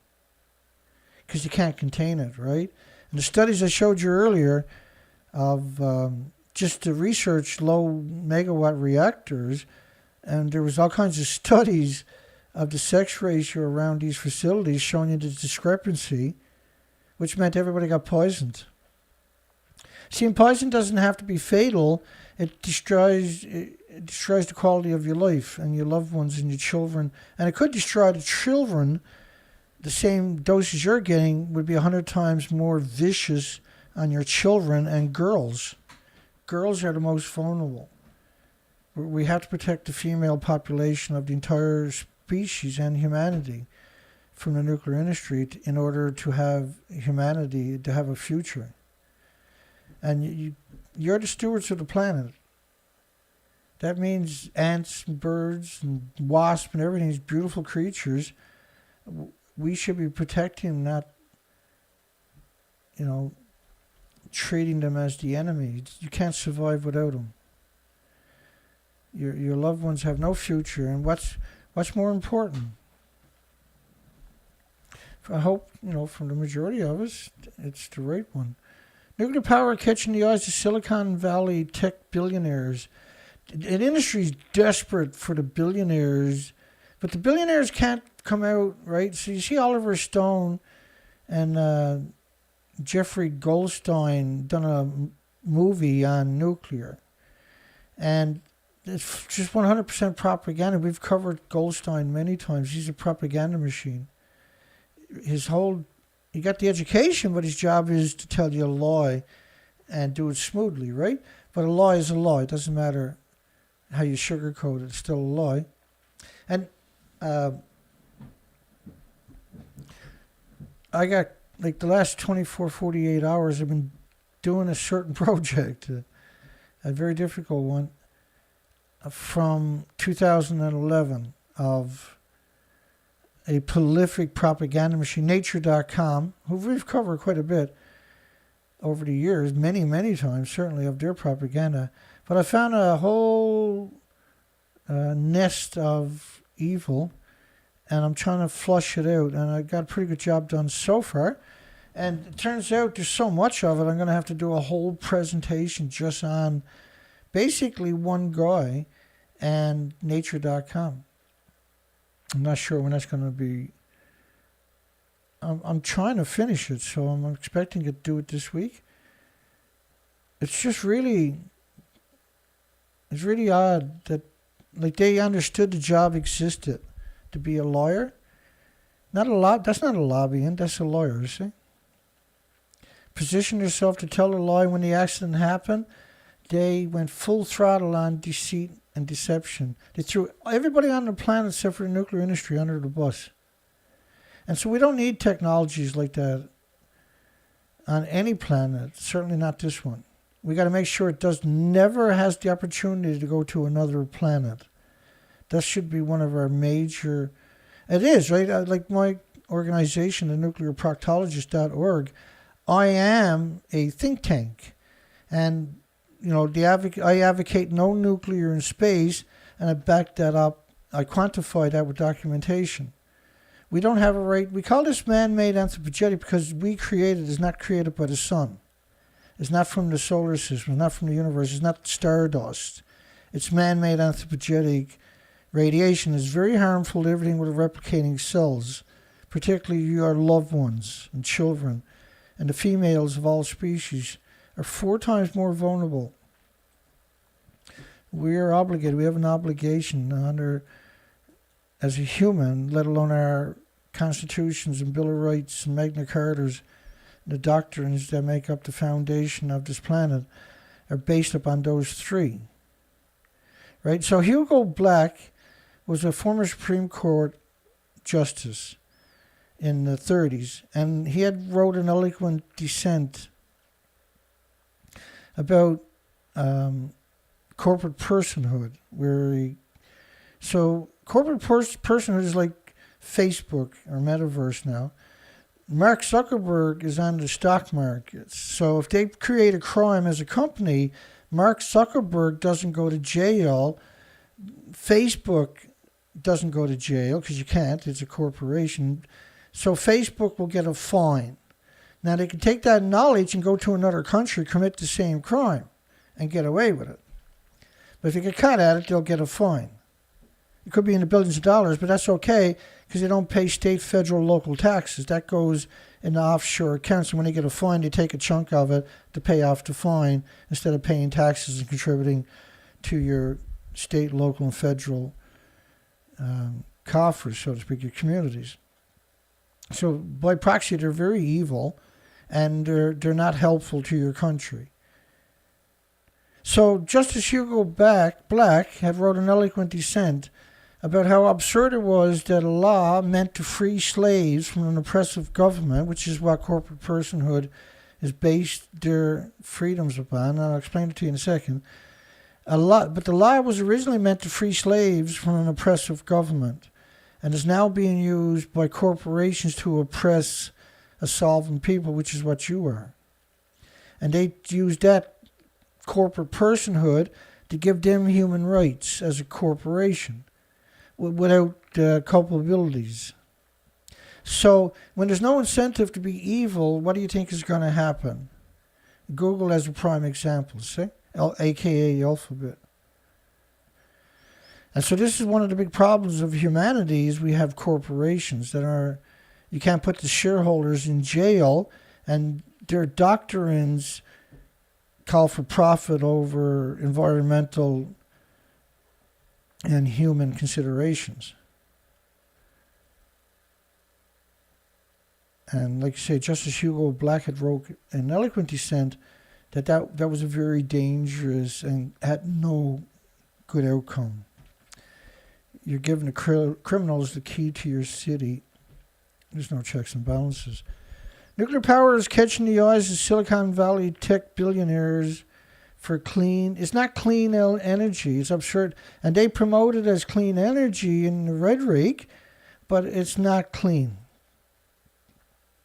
Ultra-wealthy venture capitalists from Silicon Valley pouring money into nuclear power. Yeah, because the industry will exclude them from everything if they don't back up nuclear. And their money is not... The money should have went into taxes instead of in the nuclear power, see? They cheated your country, your community, state, federal, local communities out of the taxes by becoming a corporate personhood, which means they're on the stock market, which means they can put their money in offshore accounts and not pay taxes and only pay fines once in a while if they cross the ultimate lines and are able to be prosecuted. It's very difficult to prosecute a corporation. Say you're going to spend, the government is going to spend equals amounts that they're going to get back. It shouldn't exist. You're giving them immunity. Right? You can't go giving like the reason you had charters, a company has a charter, and the government tells it how big it can be, where it can be, how long it can exist. In the context of if it breaks the rules, it can be held accountable, right? They can incarcerate the owners. There's that incentive not to be criminal because you can incarcerate the owners. You can take the company, liquidate it to pay outstanding debts and pay off bills and everything else and the employees and use the money over to remediate the harm that you caused, right? So there's an incentive not to be evil. There's no incentive with corporate personhood, and I apologize for taking down that road. I'm sure the majority couldn't give a shit. Sometimes it's important to talk about what is the foundation for evil, and that corporate personhood is the foundation for evil, right? Nuclear plants are on the stock exchange. It's very difficult to get rid of them. The military-industrial manufacturers, weapons manufacturers are on the stock market, very difficult to hold anybody accountable. You can just give them a fine. There's no incentive. And if you're a weapons producer and there's no incentive to behave yourself, that's the worst case scenario, which is what we got. The left's never-ending campaign to banish those who questions its narrative. Tell me about it. Look at the censorship on my video. Sure, this is a great video, actually. And I got 16 people on my show. 16 on a show I've been doing for a decade. 16 people. 16. The never-ending campaign to banish those who questions the nuclear industry's narrative is what you're looking at. Particularly when I do a really good video, right? They'll censor the living daylights on them. There could be 17 people on the video, but it'll never reflect, right? The industry's anal. They don't really got any dissenting voices in the industry, in the actual industry. The industry can only exist by being evil. It has no redeeming qualities. And the censor, it's just to censor anybody, particularly like they're doing to me, is just desperation, it's panic, it's cowardness, it's the lowest form. And it's a compliment in many ways. But because this is such an important subject, I'm not doing this because I'm bored. I'm not doing this because I like to talk. I'm not doing this because I can't find something better to fucking do. I'm doing this because you won't do it. Not the people that follow the subject all the time, but the industry, the checks and balances that are supposed to do it. So because they don't exist, then I decided, well, I can't sit in silence and allow this to go unchallenged. And so currently we're doing a recap of 2022, which I think is coming along really good. We're up to March, halfway through March. Yeah, halfway through March.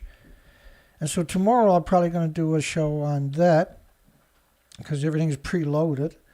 I got another show is ready to go, plus another show almost ready to go of recent news and important subjects.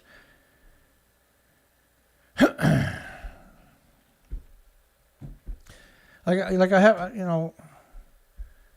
it's hard to appreciate how much danger we are all in, and we don't have a rational voice that is honest. So we had to create one that, one time in an educational format. There's lots of good sense out there. I'm not saying that. I'm not claiming to be. There's a million people a bit more appropriate for what I'm doing. They won't do it, and so it doesn't mean I'm really bad at it. It just means that there's not supposed to be a gap, which we're filling up as what I'm talking about. That gap shouldn't exist. There should be plenty of checks and balances, and should be dissenting voices from many disciplines because they're applicable. But there's none. And so I've had to, for a very long time, I've lost track of the time, have put a research expeditions constantly, trying to keep them functional. And if I had the typical backing somebody like me would need, we could have got an amazing amount of research. And because like when my motor broke down for the boat this year, I would have just normally went and got it fixed, or even better, I would have got another motor. Get a new motor, better gas efficiency and everything else, right? And safer, because you're taking a huge risk on the ocean all the time. And fueling that operation up once it's running and keeping it functional, and going on expeditions when you see mass die-offs. When you lose these opportunities, you can't gain them back. And for the research, for the long-term story, the documentation means everything. But even 1 or 2 days of research is better than no days, because you have a baseline to work with for the next time, right? And so when you put it all together, like we've been doing for many, many years, the pictures we paint, and there's nobody try to dispute it, of course, because it can't be. And I usually provided GPSs for all of my research expeditions on top of that, in case people want.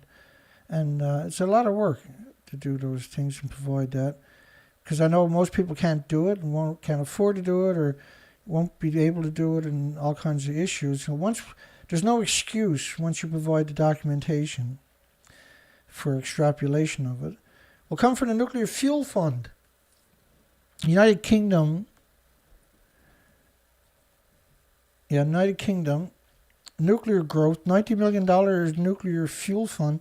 Like the nuclear industry, 90% of the money goes to administration. I'm not kidding you either, by the way.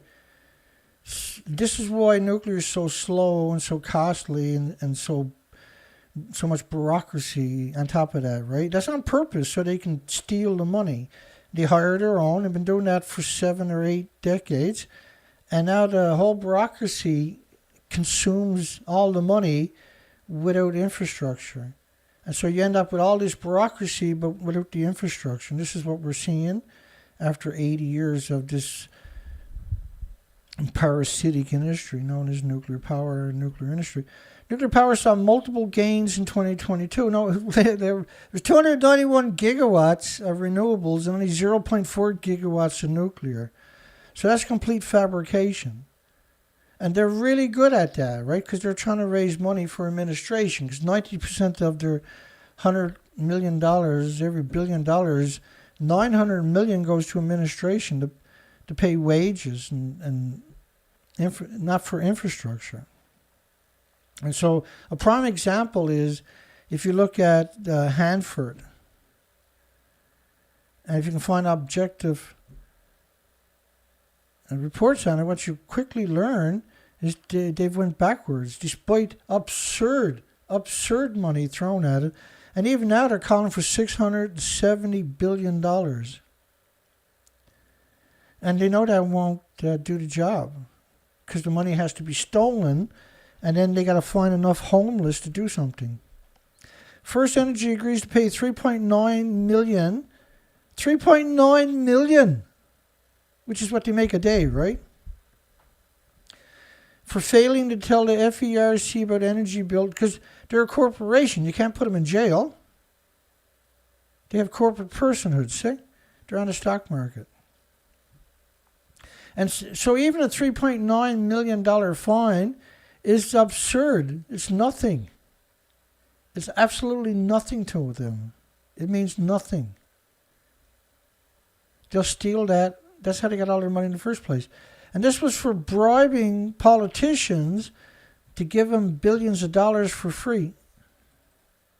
That's how they do business in the nuclear industry in particular. That's why, and because there's no checks and balances, there was just a freak. There was a freak event where somebody actually got, a corporation got put on. Now, a couple of them did go to jail, but not administrations. Lower down the frame, people who were bribed, passing money over to the other company. Right? So these were the, what do you call them? The useful idiots, the throwaways. Never got none of the actual players. Analysts show U.S. wind and solar could outpace coal and nuclear in 2023 in U.S.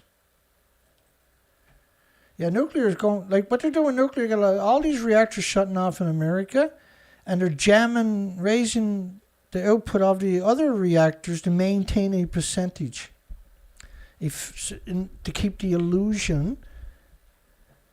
And so they can't keep that up. Not only that, the reactors are old and brittled, and which means that they're high pressure reactors over 1,000 psi, and they're brittle for the neutron bombardment.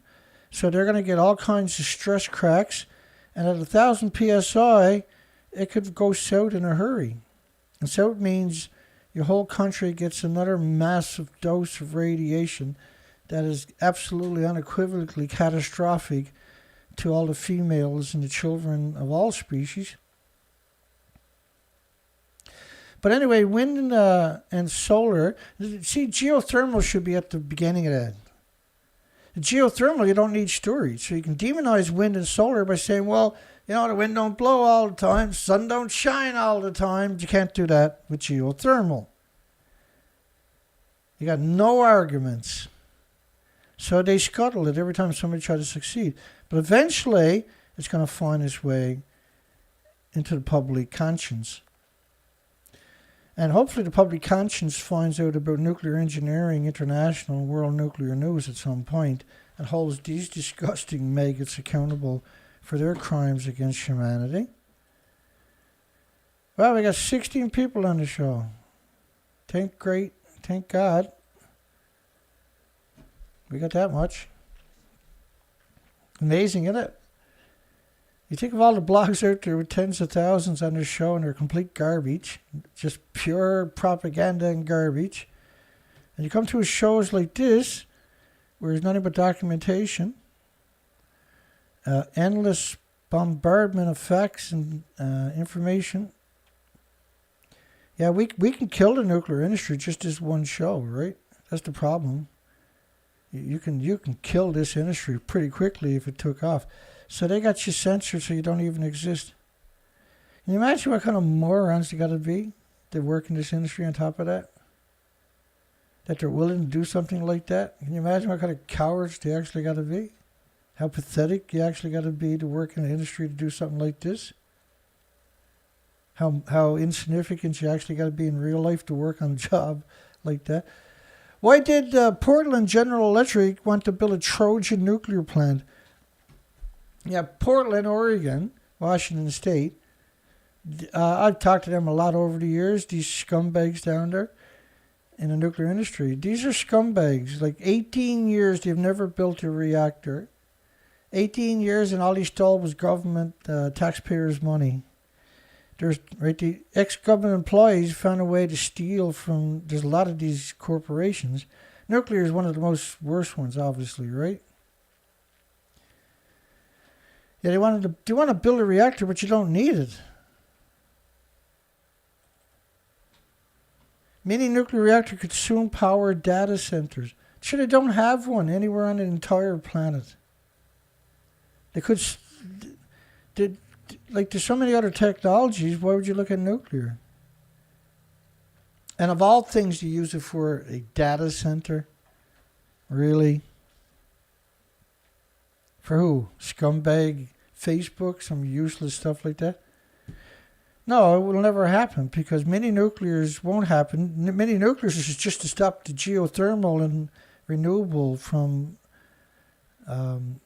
advancing into the common collective. Researchers team up to visualize radiation with virtual reality. I can't even remember that story. I think I fell asleep after that. Project aims to increase the safety economy of nuclear reactors. Oh, this is Virginia. These are the College of Engineering. These are degenerate scumbags. I've covered them at least 1,000 times. Believe, like they're the type will chop your foot off and say, Aloysius 3 times and your foot will grow back. That's the kind of science they teach down there. Bulgarian, again, Nuclear Engineering International, they're so confident of their stories, they never put their name on a single story. So they're a nuclear lobbying group posing as a news group. They cover all things. They promote nuclear worldwide. They don't care who it is. They promote it. There's no such thing as bad nuclear with nuclear engineering. If you have a meltdown, they're the first ones to come out and lie to you. Japan nuclear restart hit by engineer and manufacturing capacity shortages. Japan nuclear restart. There is no nuclear restart. Like we talked about this since they made the announcement. Right? There's no posturing going on whatsoever. There's no money allocated to it. And from the diet, there's no manufacturing news coming out that there's a supply chains and stuff like this. It's completely hyperbole. There's nothing tangible. I got no one to yell at because they haven't announced any kind of infrastructure, of organizations, of anything else. Which is what will come. You expect this flood, right? This flood. Because you're talking about 9,000 facets that you got to account for. So you expect all kinds of little nibbits to come out and show up. There's nothing. Japan marks the first business day of the year. Japan is such a disgusting country, eh? They hate women down there too on top of that.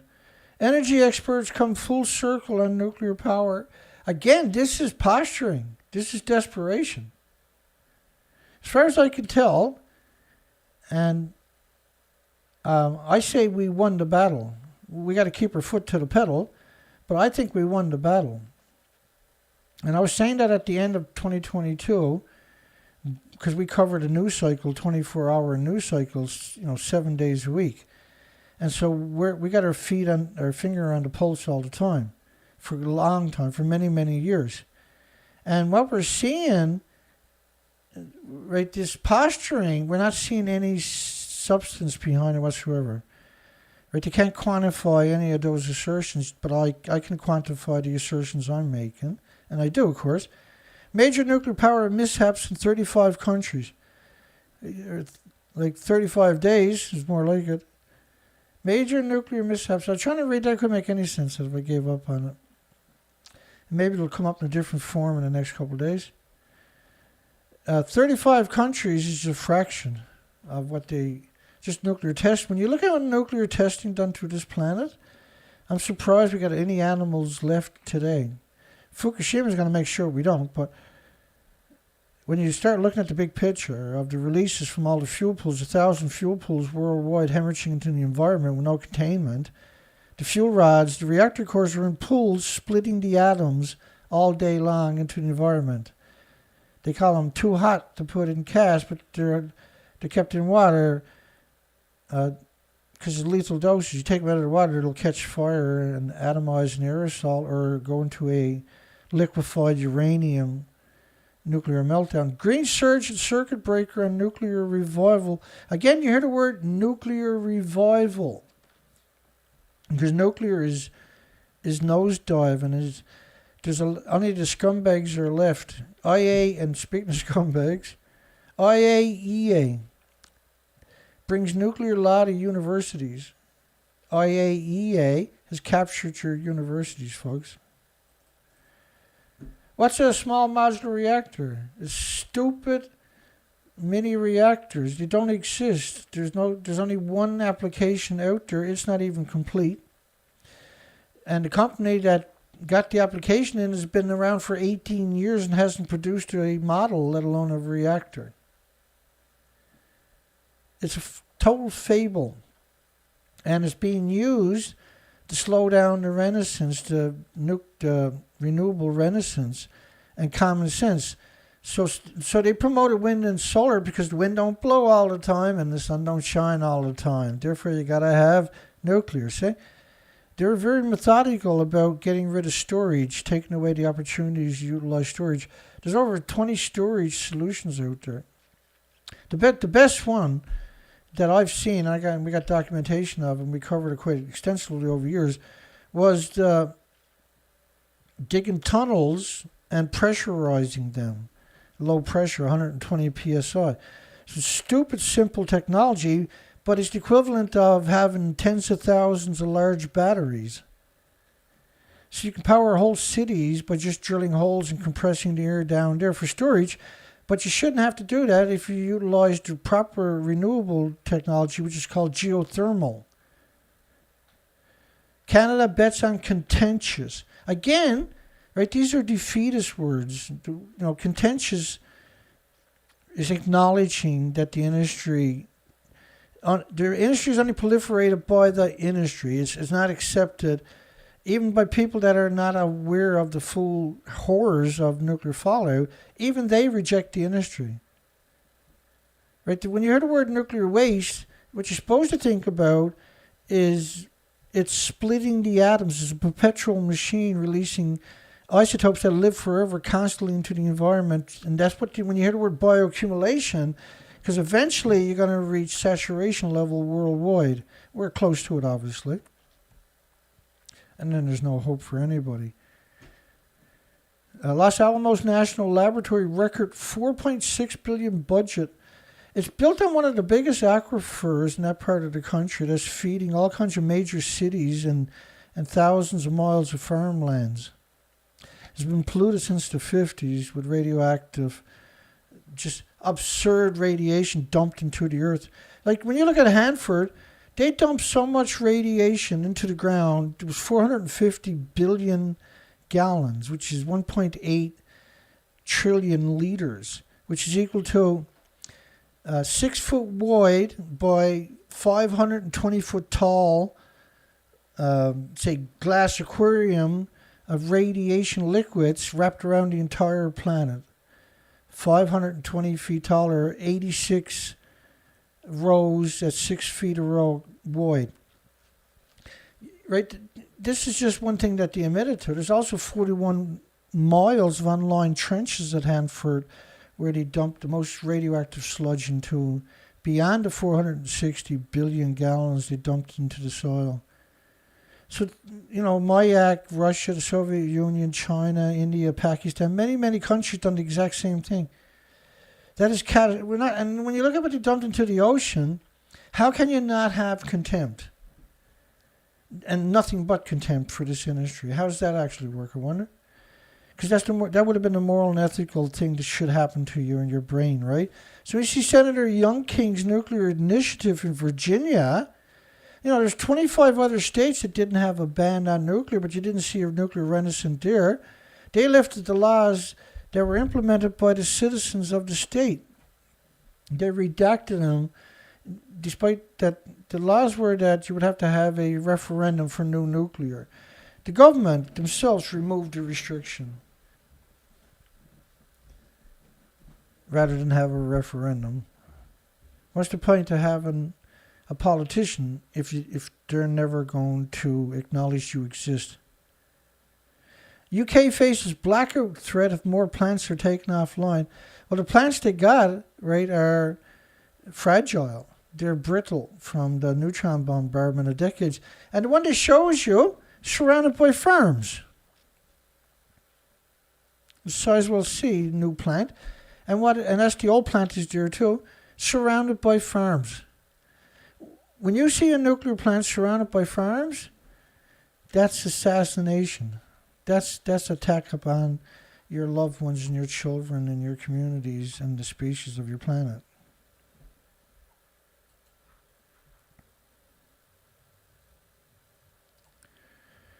It's an outrageous betrayal when you see that.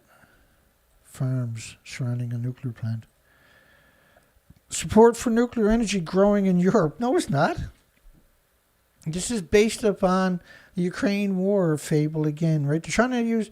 This is just the media doing it, claiming that there's support because the prices of gas and oil has gone up. Nuclear is looking pretty cute. Well, it's not. It's simply not true. But it's an agenda. There's no maybes about that. There's definitely an agenda. Letter, tap into the legacy fund for nuclear plants. So rather than, this is a legacy for North Dakota money that they gathered up. They want to take the nuclear industry wrote a letter in and wants to take that money they know is sitting there and use it to make nuclear, small nuclear, which is, you're looking at a decade and a half before it comes to fruition. If everything goes normal. We've never seen it normal. And we've never seen it come in, close to budget. It's always extremely, horrifically over budget. Like the Sizewell C plant was supposed to be 7 or 8 billion sterlings in UK. It's over 32, but it's still a decade away from fruition. Which means you can easily get to 40 billion, and which means the price of they're going to have to charge for the fuel is going to be 10 times higher than the price they're going to be charging for solar or wind. And that by the time that comes to fruition, other technologies will long be come to maturity. And so to dump any kind of money into it is an absolute ludicrousness. Ergrid chief says role for nuclear energy deserves a deep interrogation. He's talking about Ireland, for God's sakes. It's illegal in Ireland to have nuclear power. And it's just because some corporate personhood's useful idiot mouthpiece that should put a muzzle on them suggests that they should look at nuclear for a country that banned it. What a disgusting maggot he turned out to be. Japan Prime Minister is another maggot. Vows to take initiative in tackling global issues while he's poisoning everybody globally with food from a nuclear wasteland, for goodness sakes.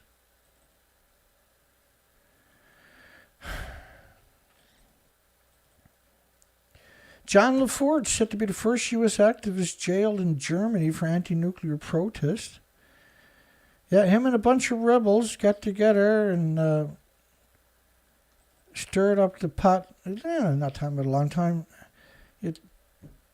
More than a dozen anti-nuclear German activists and one Dutch campaigner have been jailed in Germany for protesting U.S. hydrogen bombs housed at the Buchtel Air Base. LaForge, 66-year-old co-director of Nuke Watch, was convicted in December 2021 by the region court in Germany on 2 charges of trespassing, with 2018 protests against U.S. nuclear weapons at the Air Force Base, and in order to serve 50 days behind bars and a €600 fine. I think he refused to pay it, actually. 18 peace activists from different countries, USA, Netherlands, Great Britain, Germany. Bless their hearts. I love people like that, eh? The $28 billion per bomb.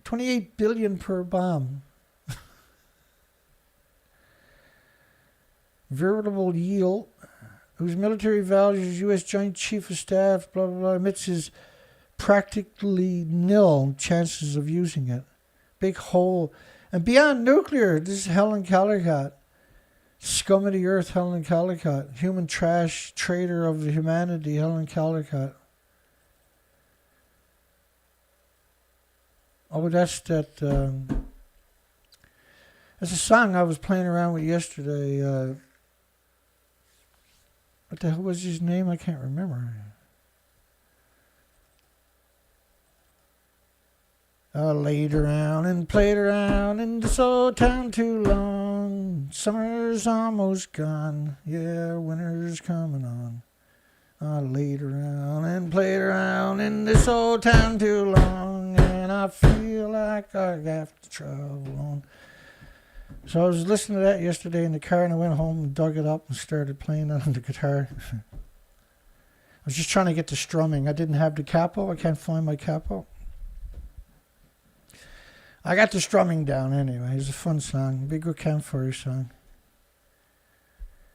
I guess that means that's it. That's all of it. That's what she wrote. Wow. 2 hours. That wasn't bad. I was expecting 2 hours and 20 minutes to pull off the show today and take with all the work I done. I got so many calls I had to give it up. I turned the phone off because I couldn't get anything done. Okay. Let me think here. Music. My brain is going like, what? You're going to stop? Because that's the whole thing when you're doing what I'm doing. You got to set a pace.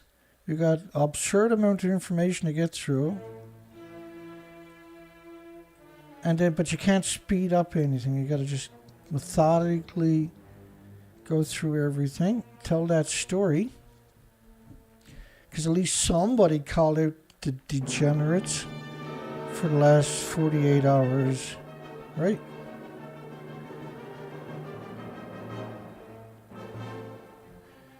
I put my glasses on again just to read the little screen. Gotta get a bigger screen one of these days. Can't lose the blues. Yeah. Dana's playing guitar too, sure.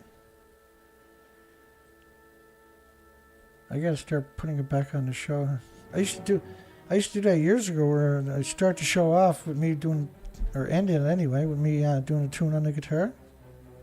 Just for a bit of fun. Lighten up the madness.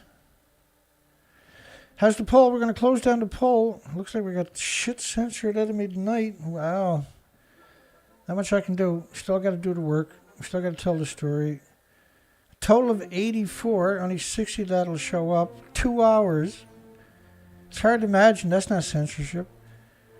Should studies near nuclear plants include heart, liver, lung, respiratory, pituitary, thyroid, adrenaline, Alzheimer's, dementia, autism, diabetes, Down syndrome, schizophrenia, etc., etc., etc., besides cancer? And yeah, it should, 100%. If you actually looked at the real fallout, which is 1,800 diseases, illnesses, and autoimmune deficiencies, and injuries and illnesses, not just cancer, you would be horrified that any nuclear existed anywhere on the planet. Neil Pausley, Dana Nasana, Don Vincent, Diana Sunshine Wolf. Good night, everybody. Hugs for everybody. Nancy Sand. I know Colette S. is out there somewhere. Patrick. Invisible Rabbit, I think I just said that. Don Vincent. Hope you all have a great day tomorrow, rather, and a great night tonight. Jeff Poor, hello everybody. It's a weird time for people, but that doesn't mean I should only get 15, 16 people on my show. James Lucid, hey buddy. No, just run them off hydrogen fuel cells, yeah. Yeah, hydrogen's coming, man. They just won't put the effort into it, or it would have been already here. Intentions 8. Yeah, we got a store. It's on the front page for people. There's a good store too, Matt. I got the best shirts on the planet for nuclear. Yeah, there should be a studies on the effects of gamma shine on engine blades and jet engine blades, and road rage and aircraft rage too, because of lack of oxygen, right? But definitely for metals, it fatigues the metals and jet engines, in particular blades. And extra hugs out for Kevin Blanche. Kevin is going to be sliced right open. He's getting major heart surgery, and he's got a pacemaker stuffed in his neck over the last couple of days. And so he's got a lot of problems over there, and if he can survive it, he's got a long recovery ahead of him.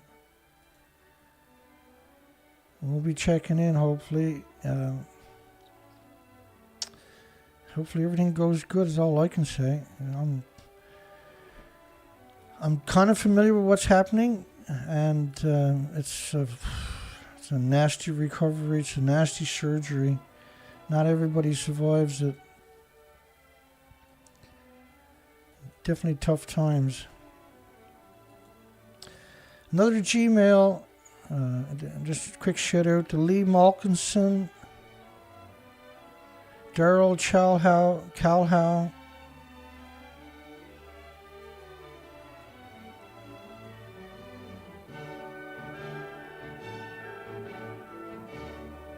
Savannah Ford, Lori Clawthorne, Don't Jab.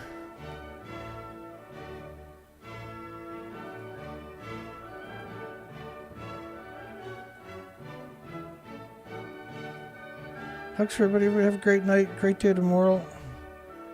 I'll see everybody on the other side. Tomorrow, I'm not sure what's happening tomorrow. What I'm doing, what I mean by what we're doing, a replay of 2022, a recap, or whether we're going to do a news cycle, because I got another one of them ready to go, and it's really good. Or whether we're doing a special video, nature.com, that I'm putting together. And it pissed me off. When I show you what they got done, what they done in 2011 and 12 and 13, that's going to piss you off too. It's outrageous. Nature.com should be disbanded. They should be jailed for what they done.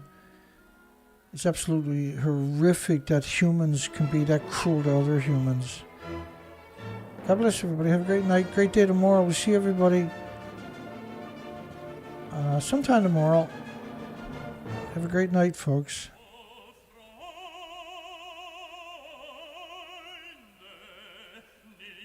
And you can donate in the bottom of the description. There's 2 links. And we take just about any card at my site. Google Card Play, you name it. Bank cards, credit cards. It takes just about everything. It's a big organization that does those transactions, not me. It's completely safe. Have a great night. We'll see everybody tomorrow night. Don't forget to give us a thumbs up if you made it this far. We'll see everybody soon. Take care. Friday.